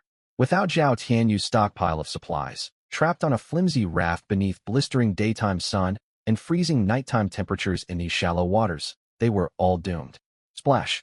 As despair swallowed everyone on the big raft, a sharp splash echoed from its far corner. Su Qinghan, who had been huddled with her knees pulled to her chest, leaped off without the slightest warning and plunged straight into the frigid ocean. Su Qinghan jumped into the sea. Has she lost her mind? There's a shark out here. The students on the large raft shrieked in alarm, but Su Qinghan paid them no mind at all. Once submerged, she gritted her teeth against the biting cold of the seawater and thrashed her arms hard to swim forward, cutting through the waves like a slender white fish straight toward Qi Yuan's Namu raft. The shark's earlier hunt had chased away all smaller sea creatures in the vicinity, leaving the surface relatively safe for the moment. Su Qinghan swam for all she was worth, her long dark hair billowing out behind her like a sheet of black silk beneath the waves. Driven by the will to survive, she covered the dozen-meter stretch in barely more than 10 seconds. Splash! Su Qinghan stretched out a pale, trembling hand and gripped the edge of the Nanmu raft tightly. The warm wood beneath her fingers sent a faint shiver through her cold body. She hung suspended in the seawater, both hands clinging to the rough logs, completely soaked through. Her white sundress clung flat against her frame, damp strands dripping down her delicate collarbones, lending her a fragile, pitiable air. Yet no trace of weakness or pleading clouded her clear, calm eyes as she looked up at Qi Yuan standing above her. Her voice shook slightly from the cold, yet stayed steady and clear. Qi Yuan, let me board your raft. I won't be a useless ornament like Lin Wanner. I majored in advanced logistics and financial management back at university. I can sort, organize, and plan optimal consumption schedules for all your survival supplies. On top of that, I have sharp senses. I can take night watch shifts so you can rest soundly. Her gaze locked firmly onto his, lips pressed thin. I don't demand special treatment. All I ask is a portion of food and clean drinking water each day. From this moment on, I swear unwavering loyalty to you, and I will never betray you. Su Qinghan offered no childish moral appeals, nor did she rely on her reputation as the campus beauty to beg for charity. After witnessing Qi Yuan's overwhelming strength and cold resolve, she understood perfectly well that in this world, only those who could prove their worth deserved to live. What she laid out was a straightforward, equal exchange of value, spoken with complete composure. Qi Yuan stood at the raft's rim, gazing down at the soaking young woman beneath him. He had to admit Su Qinghan was exceptionally sharp. While everyone else wallowed in panic and resignation, she alone had made the only logical choice. Furthermore, his raft would surely expand larger and larger in the days to come, and he needed a loyal, highly competent aide to manage all logistics and supplies. Beyond that, she had been the only person to stand up and speak for him the night before. This salvage net had even been held in her hands not long ago. A slow, gentle smile tugged at the corners of Qi Yuan's mouth. "Miss Su, I have to say your pitch has won me over." So then, Qi Yuan leaned down and held out a broad, warm palm toward her. "Congratulations, First Mate Su. You're hired." Su Qinghan's eyes lit up with quiet relief at the outstretched hand. She set her small palm in his. Splash! Qi Yuan flexed one arm, drawing on immense strength to haul the soaking Su Qinghan up onto the Nanmu raft in one smooth motion. She stumbled forward and fell lightly against his chest, enveloped instantly by his warm, masculine scent mixed with a faint aroma of grilled meat. Feeling the steady warmth of the Nanmu raft beneath her feet, Su Qinghan pulled back hurriedly, cheeks flushing faintly as she wrung water from the hem of her dress. This sight landed like a sharp slap across the faces of everyone watching from the distant large raft. "Qinghan, Su Qinghan's gotten on his raft." Lin Wanner's eyes burned bright with seething jealousy. Why her? Why did she have to suffer hunger and scorching sun on the flimsy raft, while Su Qinghan got warm shelter and hot meals? Jealousy drowned out all remaining fear in Lin Wanner's heart. She screamed wildly, ready to throw herself into the water and swim over as well. "Qi Yuan, take me too. I can manage supplies as well. I'm just as pretty as Su Qinghan. I'll do anything for you. Please let me come aboard." Qi Yuan did not even bother rowing closer to the raving Lin Wanner. He turned his head expressionlessly and shot her a cold glance, then slowly lifted his arm, drawing the newly salvaged cold, gleaming armor-piercing heavy crossbow and aiming its bolt straight at Lin Wanner's head. Click! The crisp sound of the bowstring drawing taut carried clearly across the silent sea. No emotion lingered in Qi Yuan's dark eyes as he spoke. "Class President Lin, would you care to test whether your skull is harder than my alloy bolts?" Icy killing intent washed across the water and crashed heavy against Lin Wanner's chest. "Ah!" Lin Wanner let out a shrill scream. Her legs buckled as she collapsed back onto the wooden planks, too terrified to utter another word. Zhang Meng and the other classmates cowered low, overcome with dread. Qi Yuan lowered the crossbow, no longer wasting any attention on the useless crowd across the water. He turned back to Su Qinghan sitting on the Nanmu raft. While the Nanmu raft retained a mild warmth, its tiny 2-meter by 1-meter frame felt cramped for 2 adults. Their shoulders brushed lightly as they sat side by side, and Su Qinghan drew her legs inward shyly, the tips of her ears pinkening. Qi Yuan smiled, then glanced at the hundreds of units of sturdy hardwood and piles of plastic fragments he'd retrieved via the automatic salvage net. Stored safely in his backpack, he had more than enough raw materials now. He turned to Su Qinghan and winked. "Qinghan, close your eyes. I'll show you a trick." Su Qinghan blinked in surprise, a little flustered, yet obediently shut her eyes. Her long, pale eyelashes fluttered faintly beneath the blazing sunlight. She could hear waves lapping against the wood and feel the steady warmth rising from the raft beneath her. Qi Yuan turned away and took a deep breath, opening his system panel to tally his vast reserves of resources.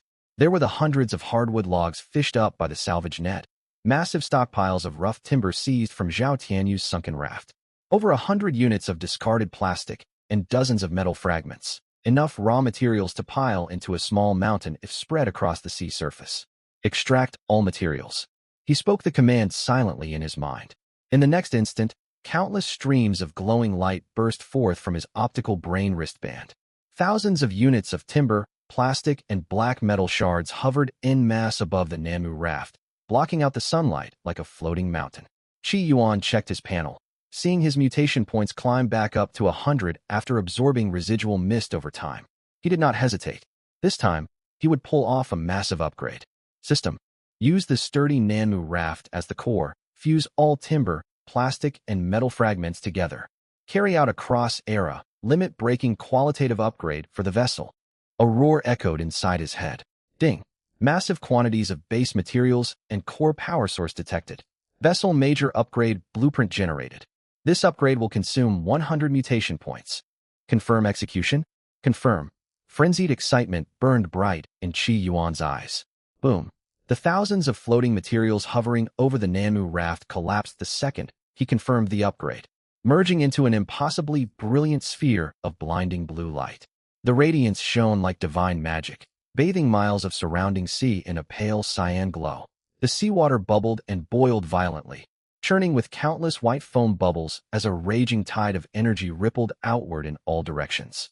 On the distant large raft, Lin Wan'er, Zhang Meng, and the others let out piercing screams at the sight of the towering blue light pillar. They squeezed their eyes shut with their hands, tears streaming down their faces from the overwhelming brightness. What is that? Is it divine punishment? Or a sea monster emerging? Zhang Meng lay flat on the planks, trembling too hard to lift his head. At the center of the blue radiance, Qi Yuan's original Nanmu raft began to disassemble and reconstruct itself from scratch. Thick metal frameworks stretched outward amid the glow, heavy, solid titanium armor panels locking together with crisp metallic clangs. Cabin compartments, open decks, sun awnings, and a steering console took shape one by one, forged rapidly by the power of the mutation system. This was a leap across entire eras, from a primitive log raft strait to an industrial-age marine vessel. In a mere 10 seconds, the blinding blue light contracted inward like a receding tide and vanished completely. The sea fell quiet once more. The tiny 2-meter-long, 1-meter-wide Namu raft was gone without a trace. In its place floated a massive black steel behemoth, radiating a cold, futuristic, dignified aura across the waves. This was a 10-meter-long, 3-meter-wide multi-functional double-deck armored yacht. Its entire hull was wrapped in thick, smooth, lightweight titanium armor that glinted with a sharp metallic luster.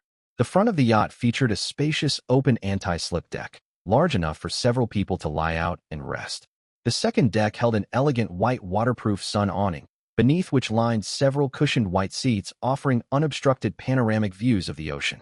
Inside the yacht sat a fully enclosed, watertight main cabin lined with thick anti-slip carpeting and furnished with a large premium leather double sofa. An independent electric shower stall stood off to one side, with a fully installed automatic freshwater converter and self-gravity water tank, glinting faintly with cool metal finish. The system's crisp chime rang out beside Qi Yuan's ear at just the right moment. Ding! Vessel upgrade complete. Congratulations, host, for acquiring double-deck armored yacht initial form. Length, 10 meters. Width, 3 meters. Bonus attribute 1. High energy shock absorption, negligible rocking from storms below level 6. Ultra smooth navigation. Bonus attribute 2. Primary defensive armor, titanium hull, plating resists bites from ordinary sea beasts and attacks from low-grade weaponry. Qi Yuan stared at the heavy armored yacht brimming with industrial aesthetics, drew a deep breath thick with sea salt, and his eyes glinted with the contentment of a master builder. This marked the very first day of global raft survival. While others screamed in despair over overloaded, leaky rafts and sea beast assaults, even turning on one another in desperation, he already owned a nuclear-powered yacht wrapped in bulletproof titanium plating, complete with plush leather sofas. This technology was straight out of alien civilizations. Qinghan. Qi Yuan reached out and gently tapped the shoulder of Su Qinghan, who'd obediently kept her eyes closed. You can open your eyes now. Su Qinghan's frame trembled faintly. She slowly lifted her icy, beautiful eyes, her movements stiff with nervousness. The instant the scene fully came into focus, she froze as if struck by lightning. Her stunning eyes flew wide open, and her pale hands flew to cover her agape mouth. She stared at the imposing 10-meter black armored yacht, standing firm on the non-slip metal deck that did not shift an inch beneath her feet. Her mind went completely blank, overwhelmed by an indescribable wave of shock. She glanced over at Qi Yuan's gentle smile, her body trembling uncontrollably from sheer disbelief and awe. How is this possible? Are we truly aboard a yacht? Su Qinghan murmured blankly, half convinced she was trapped in a dream. Qi Yuan laughed loudly at the sight of the stunned school beauty. He gestured toward the soft leather sofa inside the cabin doorway and patted its edge. First mate Su, head into the cabin to take a warm shower and change out of your soaked clothes. Tonight, we're feasting. With that, he smirked and activated his wristband. Let the whole region see what real living looks like. Soft running water echoed inside the yacht's private waterproof compartment. Though the vessel lacked power to activate the water heater for the time being, its built-in gravity water tank and prehistoric freshwater mechanical pump produced ample clean, cool, sterile fresh water. Su Qinghan stepped into the private shower and washed away the cold seawater clinging to her skin. The fresh water washed off the sticky salt residue, the faint stench from falling overboard, and all her exhaustion in one go. Once finished, she stared down at her torn, muddy white dress, unsure what to do. A soft knock echoed against the metal shower door, and Qi Yuan's calm voice drifted through. Qinghan, I didn't pack any women's clothes. Borrow this white button-down of mine for now. A dry shirt carrying a faint clean scent slid through the gap beneath the door. Moments later, the shower door slid open slowly. Qi Yuan, who'd been adjusting the grill's heat on the deck, snapped his head around and paused mid-breath. Su Qinghan stood stiffly in the cabin doorway. The button-down, tailored to fit Qi Yuan's frame, hung loose and oversized on her slender figure, its hem falling to mid-thigh. Her long black hair dripped faintly with shower water, draped lightly over her shoulders, and steam tinted her fair cheeks with a soft pink flush. She looked like a pure lotus flower freshly risen from water, elegant and breathtaking. Is it odd wearing this? Su Qinghan stared at her bare feet, shuffling nervously against the smooth deck, clutching the shirt's hem tightly in both hands. She'd never worn such loose, casual attire in front of another person before. Not odd at all. It suits you perfectly. Qi Yuan smiled faintly, then dragged over a cushioned leather seat. Now that you're cleaned up, first mate, time to pitch in. Brush this marbled wagyu with sauce for me. Su Qinghan saw that Qi Yuan's gaze was clear and untainted by inappropriate leering, and her nervousness melted away. She stepped forward confidently, sitting beside him, picked up the sauce brush, and gently coated the sizzling premium wagyu with sweet, spicy glaze. She poured him a mug of iced black tea brewed with cold water from an insulated canister. The sun dipped below the horizon, painting the calm ocean in shimmering golden sunset light. Sea breezes tangled their clothing as the black, heavy armored yacht glinted with cold, dignified steel beneath the twilight. The scene looked like a perfectly composed high-fashion editorial spread. Qi Yuan glanced at Su Qinghan sitting gracefully beside him, then at the platters of caramelized, aromatic wagyu before them. He tilted his chin and tapped the camera function on his wristband. Click. The shutter snapped, capturing a flawlessly framed, subtly boastful photograph. The foreground centered on the grill dripping with wagyu grease, sliced ripe watermelon, and 2 frosty mugs of iced black tea. In the softly blurred background, Su Qinghan's striking side profile was clearly visible, her damp hair framing her face, glowing gently in sunset light, radiating the quiet, ethereal grace of the school's most coveted beauty. Qi Yuan typed a deliberately provocative caption beneath the photo. Day 1 of survival. Dinner's just grilled meat and fruit, endless fresh water to drink, barely scraping by. Quick question for everyone. I've got far too much firewood stored up. What should I do with the surplus? Without hesitation, he pinned the photograph to the regional public chat channel. He leaned back casually, picked up a slice of grilled beef, and bit into its juicy, tender flesh. Meanwhile, the regional chat channel, once filled with despairing cries, erupted the split second the photo went live. Thousands of struggling survivors baked under the sun, parched, and surviving on moldy hardtack while clinging to flimsy planks, felt their blood boil at the sight. Holy hell, am I seeing a yacht? Grilled steak? Iced tea? Is this supposed to be hell mode survival, or some millionaire's Hawaiian beach party? That girl in the background is Su Qinghan, the icy campus beauty. How'd she end up on his yacht in that oversized shirt? The oversized shirt look hits different. I'd pledge my loyalty to Lord Qi in an instant. What do I need to do to join you? I'm catching rainwater straight from the sky with my mouth, and this guy's got endless purified ice water plus the prettiest girl on campus serving him wagyu. Comparisons are soul-crushing. This has to be cheating. Where's the system admin? I demand a report. Zhang San. Lord Qi, I'll offer my life just to board your boat and take a shower. The sea salt coating my skin is driving me insane. Li Si. Lin Wanner and her crew swore Qi Yuan wouldn't last a day. Meanwhile, he's throwing a feast, while those fools on their giant raft are still wallowing in seawater. Couldn't be funnier. On a rickety large wooden raft, Lin Wanner and Zhang Ming stared at the dazzling photo on their wristbands. They watched Su Qinghan, fresh and clean, enjoying wagyu they could never afford in a lifetime right beside Qi Yuan. Puffed.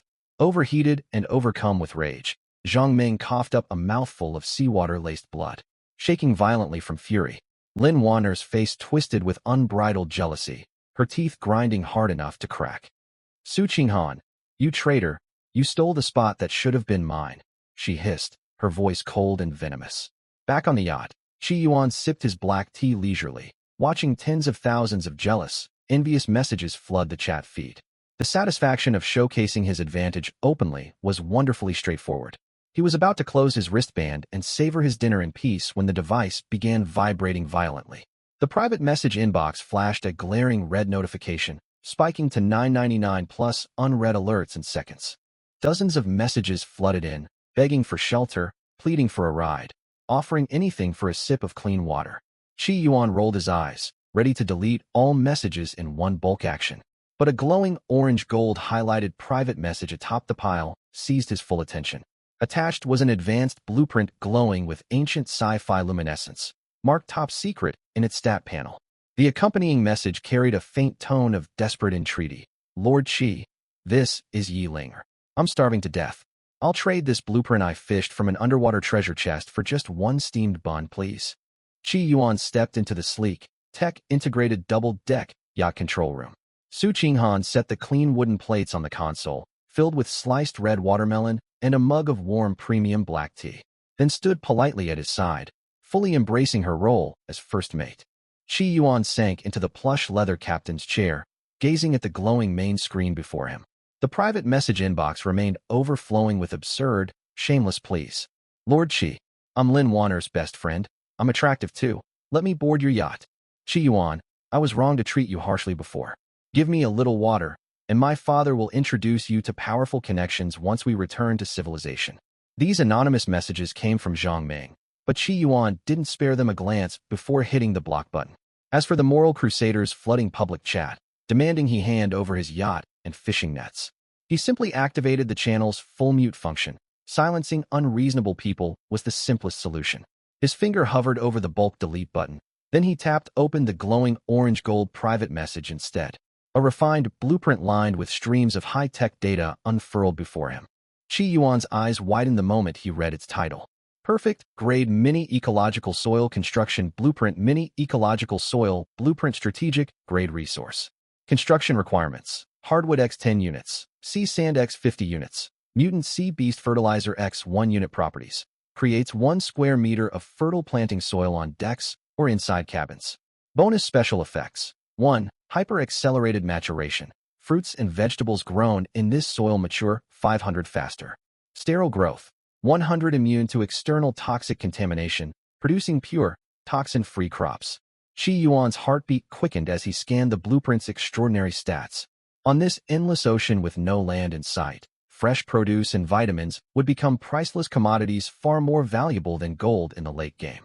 With this blueprint, he could enjoy endless meat meals and sustain an unlimited supply of homegrown fruits and vegetables aboard his vessel.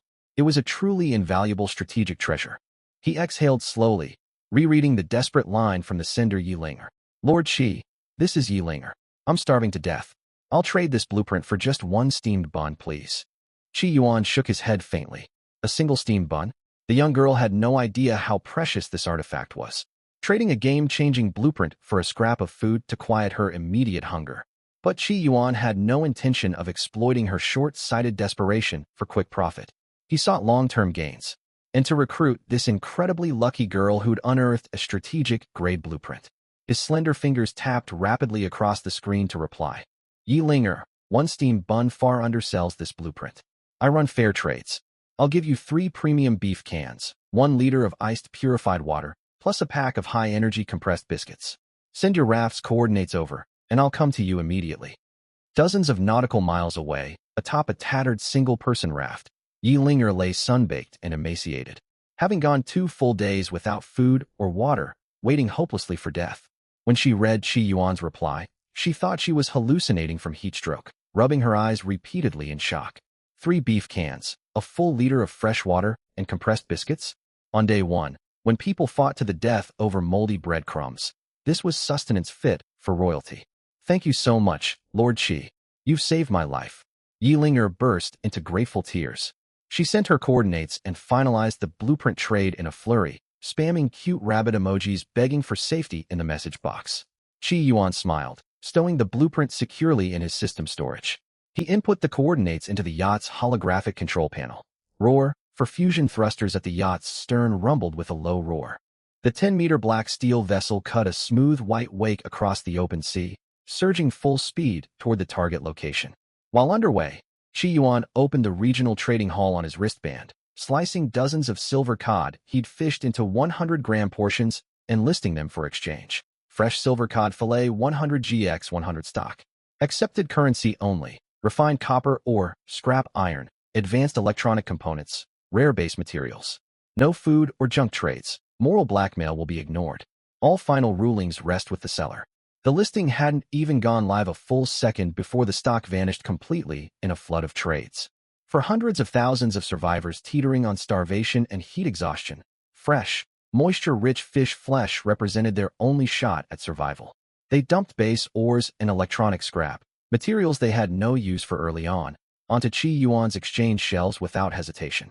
Qi Yuan's system inventory swelled exponentially within mere minutes. While others fought violently over stale bread, he'd seized total monopoly over shallow sea primary resources through sheer resource superiority.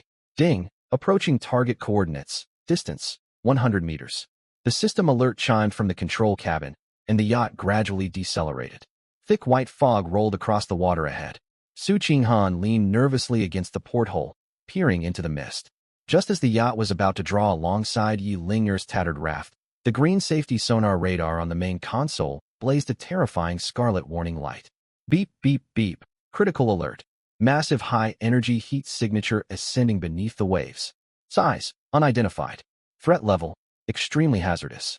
On the screen, a pitch-black shadow dozens of meters long loomed deep beneath the ocean surface, surging upward toward the water's surface in complete silence. Danger had arrived. Beep, beep, beep. Inside the main control cabin, scarlet alarm lights flashed frantically. Beneath the sea surface, a colossal, suffocating shadow trailed silently under the yacht, following its path. Qi Yuan wore a grave expression, yet his hands remained steady on the yacht's control lever. Qinghan, keep an eye on the radar. Alert me the second anything unusual shows up. Qi Yuan gave the order and gradually eased the yacht's speed. Through the thin mist ahead floated a rickety, single-person wooden raft, barely holding together amid the waves. Crouched in the raft's cracks was a girl with messy twin ponytails. She wore a grimy white JK uniform shirt, her skirt soaked through with seawater. Her bare calves hung exposed to the air, blue tinged from the frigid sea wind. Her smudged face was drained pale, her empty eyes fixed blankly on the endless sea. It was Yi Linger. Splash. The 10-meter black armored yacht, a towering steel behemoth forged for the open waters, cut roughly through the mist and pulled alongside the broken raft. The moment Yi Linger laid eyes on the vessel, she froze completely in shock. The yacht loomed tall and imposing, encased in matte black bulletproof armor. Sunlight glinted off its angular hull, casting a cold, noble metallic sheen. Compared to the splintered planks beneath her, Yi Linger briefly thought she'd witnessed a god's divine vessel. Catch! Qi Yuan strode onto the deck. With a flick of his wrist, 3 heavy braised beef cans and a 1-liter bottle of ice-cold purified water arced through the air, landing perfectly in Yi Linger's arms. Whoa, meat, water! The faint savory aroma drifting from the cans brought tears rushing down Yi Linger's cheeks. She fumbled to pry open a can, shoving huge chunks of beef into her mouth without a care for her manners. Sauce smearing all over her lips and chin. She then grabbed the water bottle and chugged half of it in one go, finally feeling a spark of life return to her body. She looked up at Qi Yuan standing high on the deck, her gaze filled with boundless admiration and awe. Yi Linger was sharp-witted. She knew the meal she'd traded her blueprints for was only temporary. To survive this hellish, endless ocean, she had to board this godlike armored yacht. She needed to prove her worth. Swallowing the beef in her mouth, she bit her lip and suddenly lifted her head, shouting urgently up at Qi Yuan. Lord Qi, I'm not just a useless pretty face. I've awakened a special talent. I'm a wood element ability user. With that, Yi Linger took a deep breath and pulled a tiny unknown cyan grass seed from a small pocket, plucked earlier from a wooden treasure chest. She set the seed in the palm of her soft white hand and closed her eyes. Instantly, a soft emerald glow bloomed from her palm. The gentle wood element energy rippled across the lifeless black sea, warm and radiant against the bleak waters. Qi Yuan and Su Qinghan watched in stunned silence as the withered seed in her palm sprouted roots, split its shell, and pushed forth a shoot within 2 seconds of touching the green light. A tiny finger-sized leaf thick with vital life force unfurled delicately in her cupped hands. Staring at the sprout resting in Yi Linger's palm, Qi Yuan's pupils narrowed sharply. Wood element ability, accelerated plant growth. On a sea with no land in sight, the power to speed plant development was nothing short of miraculous. Paired with the mini ecological soil blueprint he'd just acquired, vegetable and fruit growth cycles could be shortened several-fold, even more than 10 times over. With her on board, his plans for an ocean farm and endless fresh produce were no longer just a fantasy. In this apocalyptic world, such a top-tier support talent capable of sustained resource production held greater value than any firearm. Meeting Yi Linger's nervous, hopeful gaze, Qi Yuan slowly curled a smile onto his lips. He pulled a half-packaged, glistening smoked roast chicken from his system backpack. Rich, savory scent wafting outward. Want a bite? Qi Yuan held up the chicken, grinning teasingly. Come aboard my ship, be my chief horticulture steward. You'll never go hungry again, and roast chicken will be yours whenever you crave it. The mouth-watering aroma made Yi Linger's throat bob repeatedly. She nodded her head rapidly, like a chick pecking at grain. I want aboard. Long live Lord Qi. Qi Yuan smiled and tossed down the salvage net. With its help, Yi Linger clambered onto the yacht's deck, disheveled but bursting with excitement. Su Qinghan walked over, draped in one of Qi Yuan's oversized white shirts. A soft smile rested on her cool, beautiful face as she draped a clean, dry thermal towel over Yi Linger's shoulders. Clean up and head inside to warm up. Su Qinghan spoke gently. Thank you, beautiful sister. Yi Linger's eyes welled with gratitude. The two young women stood side by side, the atmosphere warm and harmonious. But the peace did not last. The second Yi Linger's feet fully touched the deck, just as she reached to tear off a chicken leg. A low, rumbling growl echoed up from directly beneath the broken raft she'd been on moments before. Hundreds of white bubbles churned violently to the sea's surface. Lin Wanner and the others on the larger wooden raft heard the sound and let out terrified screams. On the yacht's holographic screen, the dark shadow lurking deep below the waves blazed bright red with warning signals. Splash! The seawater surged and split apart violently. A towering, pitch-black silhouette over 10 meters tall, lined with jagged cold bony spurs, surged upward amid towering waves. At last, it broke the surface. Roar! A shrill, grating shriek like rusted metal scraping against metal tore through the air. Massive volumes of viscous seawater exploded outward. Boom! A deafening crash rang out as the cracked raft Yi Linger had clung to was blasted several meters into the air by the force surging up from the depths. Before the raft could fall back down, a massive maw lined with icy blue fangs snapped shut midair. Crunch, crack! The sturdy wooden planks shattered instantly into splinters and dust. The raft Yi Linger had struggled so hard to build was utterly destroyed. Torrents of seawater sprayed everywhere as a mutated deep-sea giant lizard, 7 to 8 meters long and covered in jet-black hardened scales, slowly rose onto the water's surface. Rows of steel-sharp spurs glowing with icy blue light jutted evenly from its spine and thick joints. Most horrifying of all were its grinding stone-sized head, lined with 6 bowl-sized scarlet compound eyes. Right now, all 6 glowing red eyes locked unblinkingly onto the black armored yacht before it. Eep! Watching her raft crush to dust in an instant, Yi Linger let out a startled cry. Her hands trembled, and the smoked roast chicken she'd just taken a bite of slipped from her grasp onto the deck. Her legs buckled, and she slumped onto the anti-slip plating, her face drained of all color. Wide eyes filled with mortal terror. Lord Qi, sea monster. There's a sea monster. Beside her, Su Qinghan's face paled as well. Her delicate white hands gripped the yacht's titanium safety rail tight enough that her knuckles turned faint blue. Though she was resilient, confronting this impossible deep-sea beast stirred a primal dread deep in her bones. Still, Su Qinghan took a steadying breath instead of crying out. She pressed herself forward to shield the fallen Yi Linger, scanning the deck frantically for the heavy armor-piercing crossbow they'd hauled aboard earlier. Beep beep beep, warning. First tier peak mutated sea beast detected. All survivors take cover immediately. The scarlet warning light on Qi Yuan's wrist optical band flashed at its maximum frequency. Meanwhile, the regional chat channel had devolved into pure chaos. Dozens of desperate players faced catastrophe as the thin white mist lifted with daylight. Sea monsters. Creatures rising from the ocean. God almighty, a huge spiked lizard crushed my raft with one swipe. Someone help me. Ordinary weapons can't pierce its hide. Iron swords don't even leave a mark. It's biting my leg. Oh. Server-wide announcement. Sea monsters spawning randomly across the entire zone. Wooden rafts shatter on contact. Run for your lives. Despair. Madness. Countless desperate cries from players facing death flooded the screen in cold text, laying bare the cruelty and indifference of this survival world.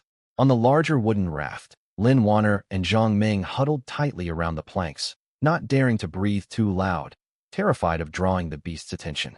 Yet amid the universal panic and the two girls' horror, Qi Yuan stood calm at the main control panel. In fact, as he took in the beast's cold black scales and razor-sharp joint spurs, blazing, eager light ignited in his dark eyes. Where everyone else saw a death sentence, an unstoppable nightmare, Qi Yuan saw piles of usable high-grade titanium alloy plating, stacks of tough steel spurs, and massive amounts of mutation points for his system. To upgrade his yacht and grow stronger in the endless ocean, he had to hunt these high-tier sea beasts and harvest their resources. It had come straight to him. He would not let it escape. First mate, take our trembling young gardener into the cabin. Qi Yuan glanced over his shoulder and smiled faintly at Su Qinghan. His bearing was utterly composed. No trace of fear in his deep gaze, only blazing battle fervor. Roar! The deep-sea lizard seethed at Qi Yuan's unyielding, challenging stare. Its 6 scarlet eyes flared brighter red, and powerful hind legs pushed hard against the water. Splash! Waves erupted outward as the beast opened its stinking, fong-lined maw and charged straight for the 10-meter black yacht, aiming to tear it apart. Strong winds whipped Qi Yuan's black hair, yet a cold, exhilarated grin spread slowly across his clear features. He did not step back an inch, striding to the main control console and slamming the 4 titanium fusion power valves all the way to maximum output. Rumble, rumble, rumble. The yacht's rear thrusters roared like enraged beasts, brilliant icy blue ion jets blasting out beneath the waves. Qinghan, hold on tight. Qi Yuan gripped the steering wheel firmly, his gaze cold and sharp. Today, we'll have lizard meat for extra rations. Rumble, rumble, rumble. The 4 rear thrusters unleashed thunderous roars, for exhaust vents spearing dazzling icy blue flame into the air. The 100-ton black steel Leviathan cut a towering white wake across the sea, charging forward without retreat. On the large wooden raft, the students who'd been waiting for death gaped in shock at the armored vessel barreling head-on toward the massive monster. Qi Yuan's lost his mind. Lin Wanner shrieked behind her hand, a vicious, gleeful look in her eyes. He thinks that metal boat can stand against it? He's dead meat.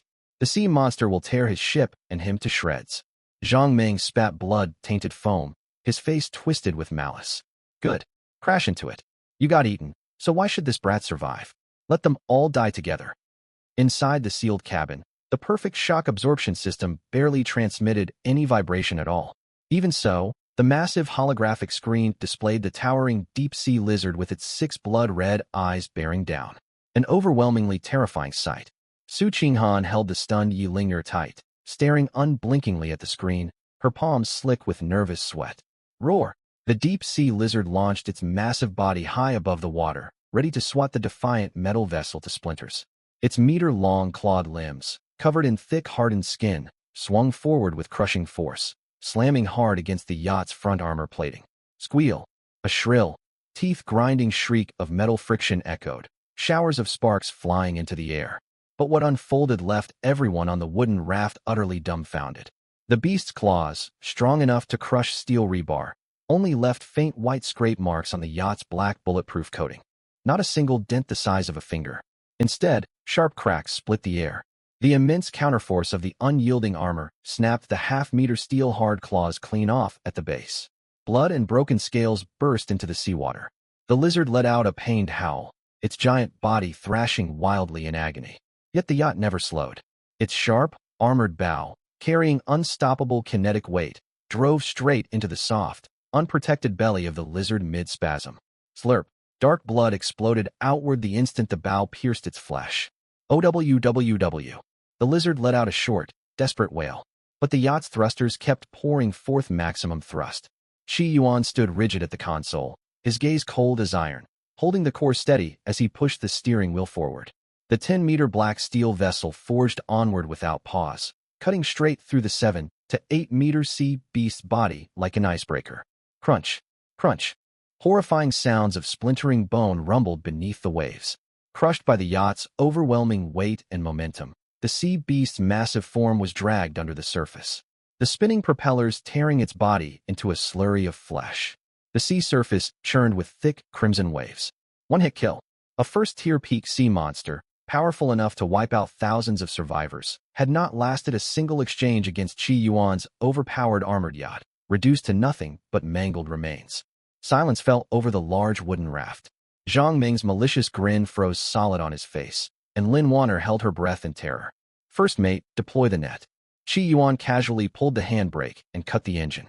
The yacht glided another dozen meters across the blood-red water before coming to a smooth, elegant halt. Su Qinghan snapped out of her shock, pure joy lighting up her face. She rushed to the rear deck and hurled the fully automatic polymer deep-sea salvage net once more into the blood-tainted waves. Ding! Automatic salvage initiated. Salvaging first-tier mutated sea beast remains. Salvage complete. A flood of system alerts blared non-stop inside Qi Yuan's mind. Ding! Congratulations, host. You have slain a first-tier peak mutated sea beast by overmatching its power. Spine deep-sea lizard. Reward. Mutation points plus 300. Reward. First-tier black beast hide times 15 units. Reward. First-tier high toughness spur times 8 units. High energy material obtained. First-tier mutated crystal core times 1. The surge of mutation points and premium materials instantly replenished all the resources Qi Yuan had spent on recent upgrades. But what made his breath catch entirely was the new haul brought up by the salvage net. An ancient mechanical blueprint emanating faint dull golden light, carved with miniature gun barrel totems. A cold mechanical system voice echoed in Qi Yuan's ears at this moment. Ding! Salvaged a rare special blueprint. Mini twin-barrel automated defense machine gun turret fine grade times 1.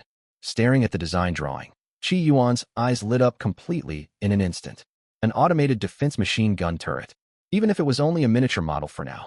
As a native-born Chinese, the deep-seated fear of insufficient firepower etched into his bones for countless years was instantly, irresistibly soothed by this blueprint. This drawing alone was enough to send any Chinese haunted by a lack of firepower into elation. Qi Yuan stood on the second deck platform, clutching the blueprint glowing with faint dull golden radiance in his hand. The system's notification tone jumped cheerfully in his mind. The battle he had just fought against the peak Tier 1 Sea Beast Chieftain had yielded incredibly generous rewards. Ding! Slain peak Tier 1 Chieftain, tallying base mutation points. Host is within the fatal Black Mist Zone. 50 energy storage bonus from Black Mist Sovereign activated. Cross-tier Chieftain elimination bonus. Extra loot drop rate granted. Congratulations, host. Total mutation points acquired this round. 300. Adding the mutation points he had absorbed automatically while submerged at sea and during the voyage, converted from surrounding black mist, the value on his system panel surged to an unprecedented total. 500 points. A full 500 mutation points.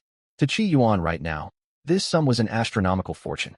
Beyond that, piles of ferocious-smelling Tier 1 black beast hides and rigid bones littered the deck. But what thrilled Qi Yuan most of all was the machine gun turret blueprint hauled up by the salvage net. With this drawing, his yacht would no longer suffer the awkward vulnerability of lacking any thermal defensive weaponry. Qi Yuan strode back into the control cabin.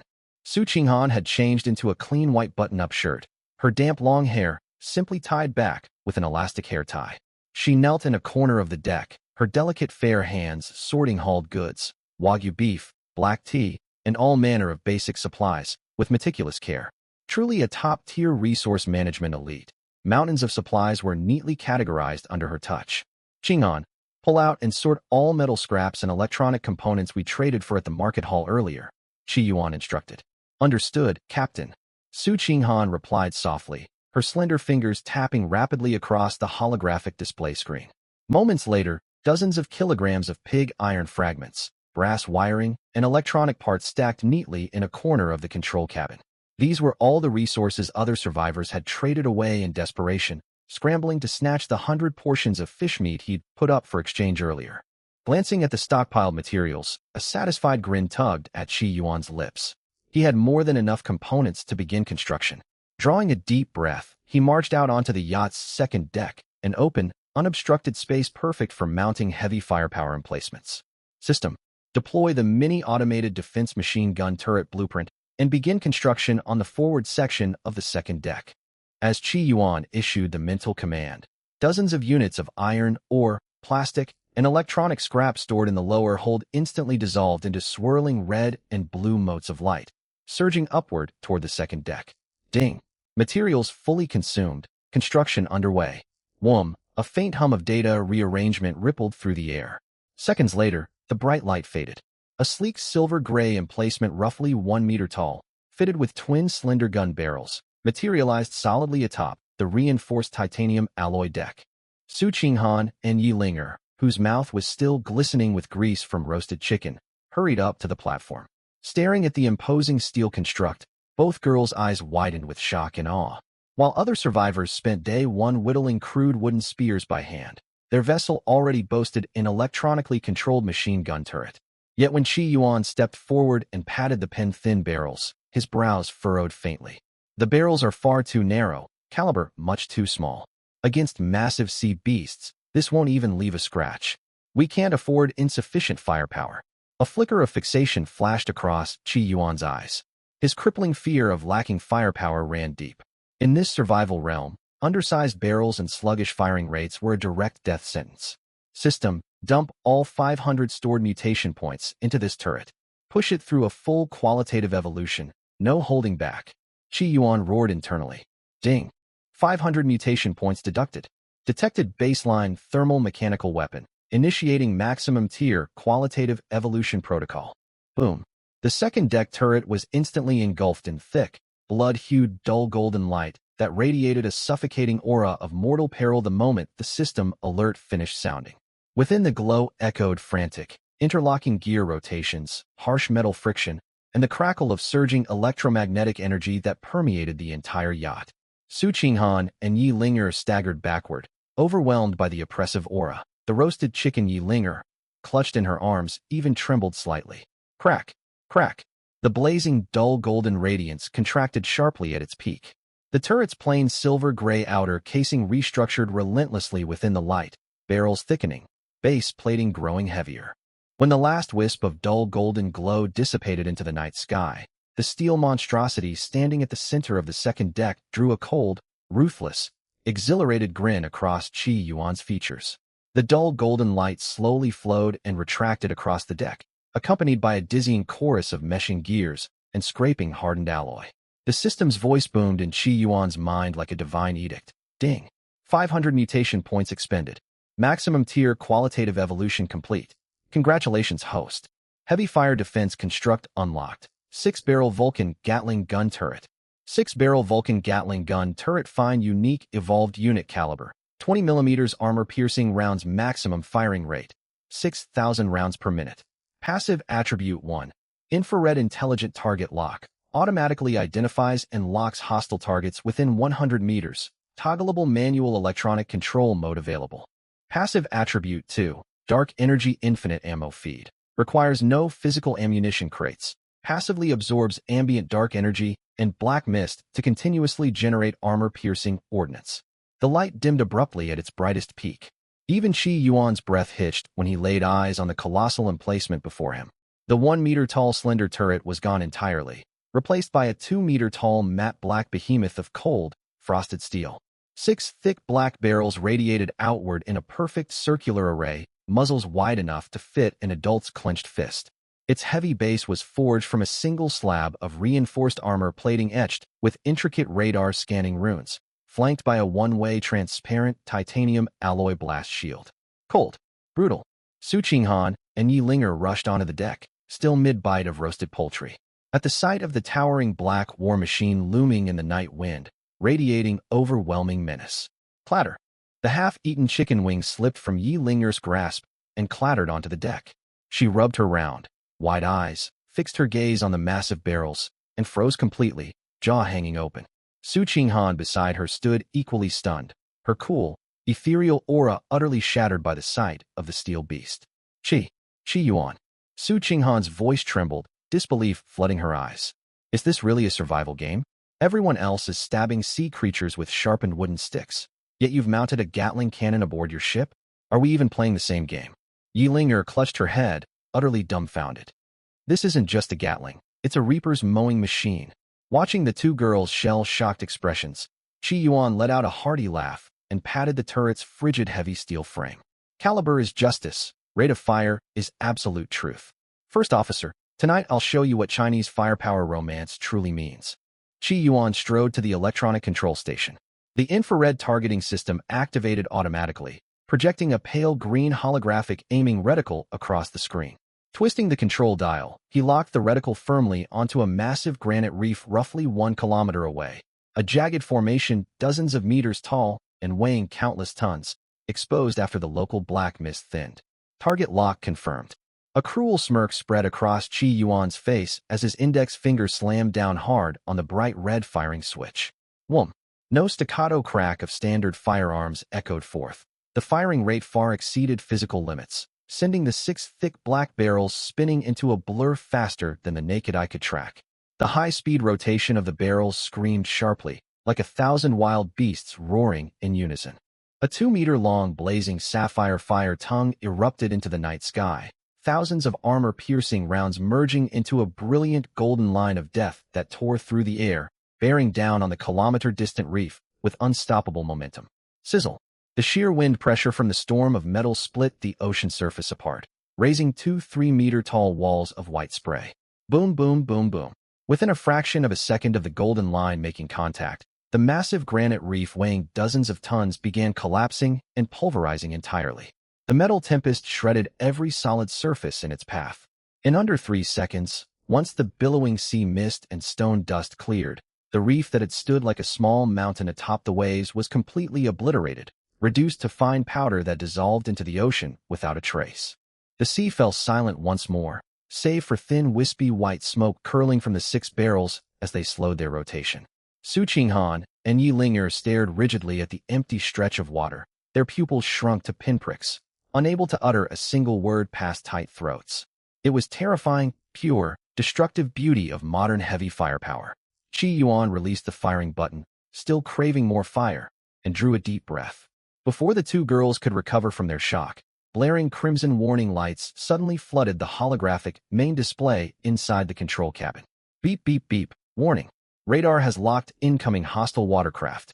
Count. 5 vessels, armed with melee weapons, advancing in a flanking formation, less than 50 meters from our hull. Beneath the night sky, 5 ramshackle boats cobbled together from scrap planks, discarded plastic, and broken sheet metal glided silently under cover of darkness. Standing at their bows were dozens of rough men brandishing steel pipes and rusted hatchets, their eyes blazing with greed and malice as they fixed their sights on Qi Yuan's 10-meter sleek armored yacht.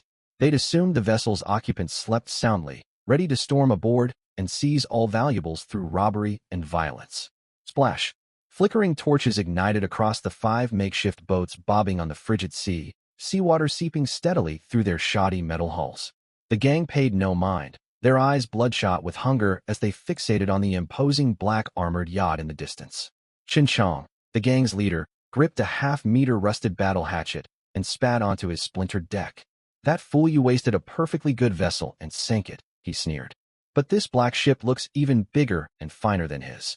Greedy avarice blazed in his puffy triangular eyes as he stroked his hatchet's handle and shouted brazenly toward the quiet yacht. Everyone on board, get out here now. We'll cut down all the men and feed them to the sea beasts. The women stay behind, serve us well, and we might spare your lives. His dozens of underlings roared with vicious laughter behind him. Far off on a sun-bleached makeshift raft, Lin Wanner, Zhang Meng, and their companions watched the scene unfold, their dormant desire for vengeance reigniting fiercely. Great! Kill that bastard Qi Yuan. Lin Wanner bit her nails, a venomous twisted smile spreading across her face in the darkness. No matter what miraculous tricks he has, he's only flesh and blood against dozens of men wielding blades. Su Qinghan and Yi Ling'er paled slightly, watching the rapidly closing red blips on the radar screen. Captain, they're all armed with blades, Yi Ling'er whispered, clutching a towel tightly in her small hands. Qi Yuan lounged lazily atop the soft leather sofa inside the double-deck yacht's lounge. The cabin's constant temperature system hummed steadily, circulating a gentle 25-degree warm breeze. He sipped a mug of steaming black tea, watching the men on screen as if observing insignificant ants marching to their doom. Go out and face them myself? The night sea wind's far too cold for that. Qi Yuan chuckled and shook his head in amusement. His long, slender fingers swiped lightly across the edge of the holographic main screen, flipping the green toggle labeled Automated Defense System to active mode. Ding! Heavy Fire Infrared Intelligent Sweep System has assumed full defensive control. The cold mechanical system alert resounded through the control cabin. Wind howled through the night air as Chen Chong stood at his boat's bow, the yacht's sleek light reflecting hull now clearly visible to him.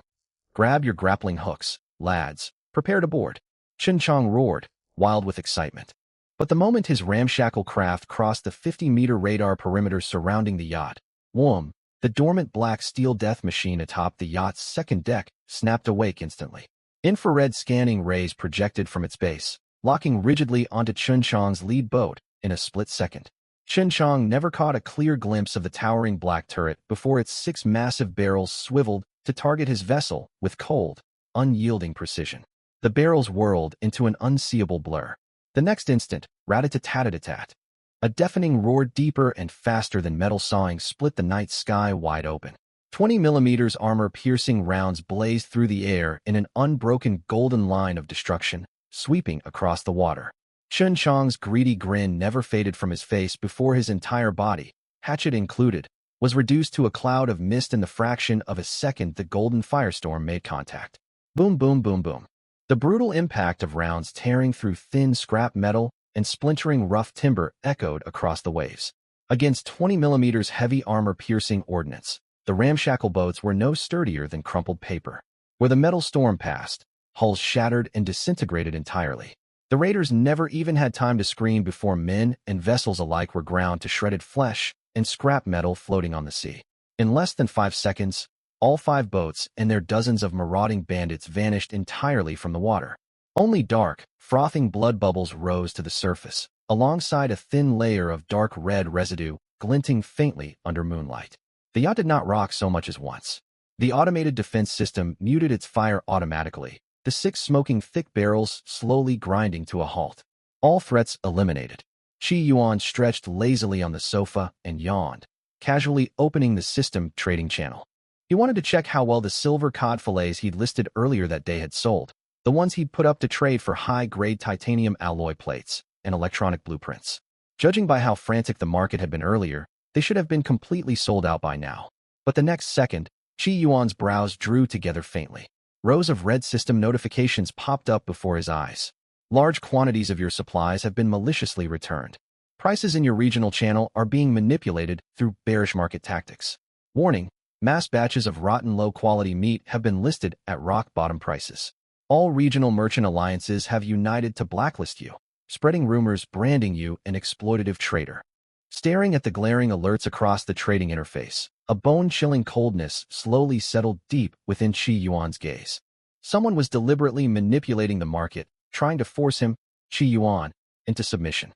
Inside the yacht's high-tech control cabin, Chi Yuan held a glass of iced black tea, quietly watching the piles of returned fish fillets displayed on his wristband.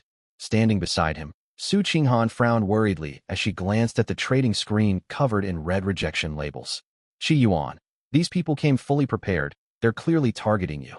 Chi Yuan let out a cold scoff, offering no reply.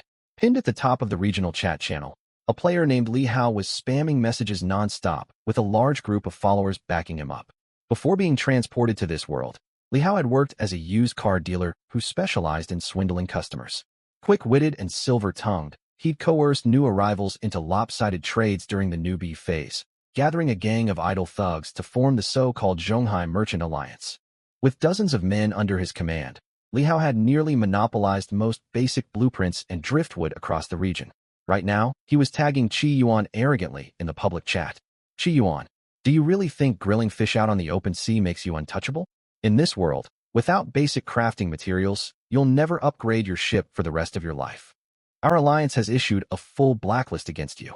Anyone who sells you even a single scrap of iron will be marked an enemy of the Zhonghai Merchant Alliance. Know your place. Hand over that armored yacht you're riding, and I'll grant you a position as our alliance vice leader. Lin Wanner and Zhang Ming also shouted wildly from their rickety wooden raft. They were convinced Chi Yuan was finished for good this time. No matter how strong Chi Yuan was, if all trade access to supplies was cut off, he would eventually be trapped and perish out on this endless ocean. Li Hao carried on his arrogant tirade in the channel, certain Qi Yuan's food and freshwater reserves would run dry sooner or later. After all, resource salvage was never guaranteed. Meanwhile, his alliance stockpiled tens of thousands of pounds of moldy bread and air-dried salted fish. Qi Yuan sank back into the plush leather sofa, reading Li Hao's foolish taunts and fighting back a faint laugh. Monopolize the market? Try to corner resources against a player with a system cheat code? This was practically sticking their necks out for him to strike. Qinghan, bring over the dozen silver cod the salvage net pulled up earlier. Qi Yuan instructed calmly. All right. Though confused, Su Qinghan complied at once. A dozen plump silver cod flopped across the deck, their scales shimmering with silvery light. System, consume 50 mutation points to perform mass extra-dimensional transformation on these sea fish. Qi Yuan ordered silently in his mind. Ding. 50 mutation points deducted. Mass transformation commencing. A soft blue glow instantly wrapped around all the fish. Several seconds later, the light faded. The once lively fish vanished entirely, replaced by a neat stack of sleek silver titanium cans that looked incredibly advanced. 1,000 cans in total. The crisp voice of the system echoed in his head. Congratulations to the host for obtaining top-tier high-dimensional supplies. Premium compressed seafood, cans times 1,000. Properties, packed with pure biological energy. Consuming one instantly restores 50% stamina and regenerates 1 sanity point per second for 10 consecutive minutes. Reading the can's godlike stat bonuses, Qi Yuan sneered. Without hesitation, he opened the trade hall and listed all 1,000 seafood cans for sale. His asking price was shockingly low, practically free.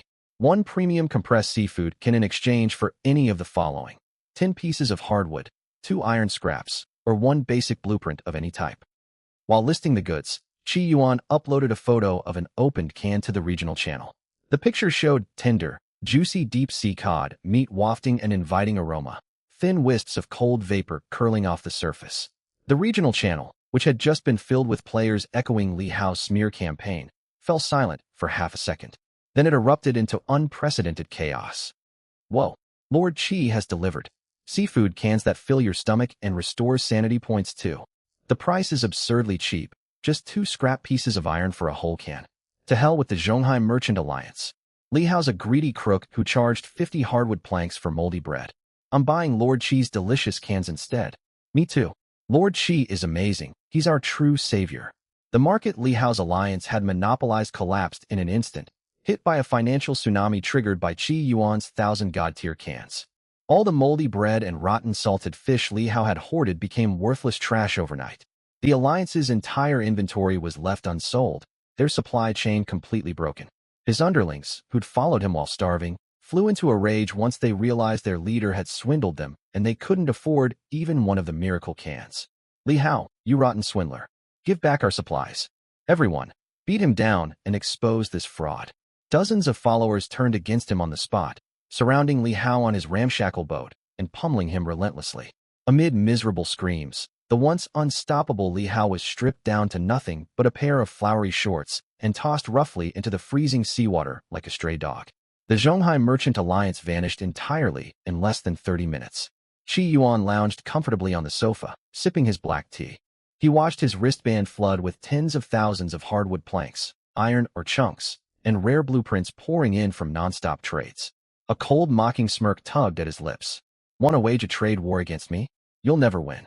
Before Su Qinghan and Yi Linger in the control cabin could cheer, shrill red alarms blared from their wristbands without warning. The temperature above the sea plummeted at an unnatural, impossible rate. A global red disaster alert boomed in every survivor's mind like divine thunder. Warning! Regional red tier disaster alert activated. The extremely rare absolute zero freezing night is descending. Temperatures will plummet to minus 50 degrees Celsius tonight, freezing the entire sea surface solid. All survivors must immediately take extreme cold resistance precautions. Crackling, bone-chilling sounds of ice forming echoed endlessly across the boundless ocean. The temperature dropped at an unimaginable speed the second the alert went off. Just 1 minute prior, the air had sweltered at 38 degrees Celsius.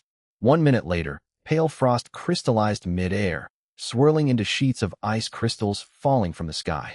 Layers of thick sapphire ice spread across the ocean's surface, sealing the waves shut.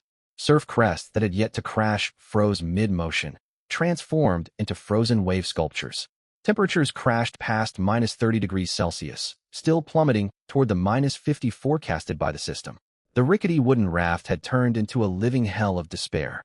Zhang Ming wrapped his arms tightly around himself, his teeth chattering non-stop as he huddled on the raft's edge, shaking violently. Lin Wanner suffered far worse. The damp fabric of her trousers had frozen rigid the second the cold hit, forming a hard shell of ice clinging to her skin. The frozen layer burned painfully against her body, drawing shrill, agonizing screams from her. "It's freezing, help me. I don't want to freeze to death." Other survivors barely had the strength to cry out. Without warm clothing or fire sources, death awaited them in the brutal sub-zero cold. Dozens of red player avatars flickered out one after another in the chat channel. Countless survivors lacking cold resistance succumbed to the brutal freeze, their bodies hardening into translucent ice sculptures mid-shiver. Players who'd bragged about being powerful veterans earlier knelt humbly in the public chat, begging desperately for aid. "Please, anyone with charcoal? I'll trade 200 iron or chunks. I'll offer a perfect hardwood bed blueprint for just a scrap of iron to start a fire. I'm freezing to death." Meanwhile, at the center of the frozen sea ice sheet, Qi Yuan's 10-meter-long black heavy armored yacht stood firm. Soft lighting filled the control cabin, faint warm steam drifting through the air. The yacht's nano-titanium thermal insulation armor, forged through system transformation, featured perfect temperature locking insulation. Outside, snowstorms and hail slammed against the metal plating with dull thuds, yet the cabin's sound and shock dampening systems muted the noise completely. A pin dropping could be heard clearly. "Captain, the Wagyu steak is ready. Taste it." Su Qinghan handed Qi Yuan a warm damp towel she'd wrung out. She wore one of his oversized white shirts, her damp hair fully dried, carrying a faint clean scent of soap. She stood gently beside the grill, lifting sizzling premium Wagyu onto a plate with wooden tongs. Qi Yuan slouched casually on the leather sofa, wiped his hands with the towel, and took a bite of meat. The meat's tender and cooked just right." He chewed heartily, then frowned slightly. "Only complaint is the seasoning isn't spicy enough.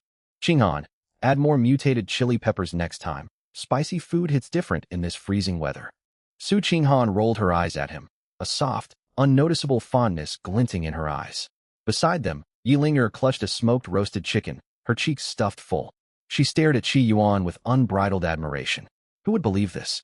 Hundreds of thousands of survivors outside were freezing to death in minus 50-degree temperatures, while their captain sat inside a temperature-controlled cabin held at 25 degrees, complaining his grilled Wagyu lacked spice. If this leaked, every player would be seething. Qi Yuan finished his meal and even felt a little overheated. He shrugged off his thin outer jacket, leaving only a short-sleeved shirt underneath. He strode over to the small refrigerator, pulled open the door, and grabbed a frosty can of cola. Click! He popped the pull tab and chugged most of it. Fizzy carbonation burst across his throat, icy and refreshing. He let out a loud, cola-flavored burp, thoroughly satisfied. To wear short sleeves, eat piping hot premium Wagyu, and sip ice-cold cola during a minus 50-degree freezing night. This bliss was something even immortals would envy.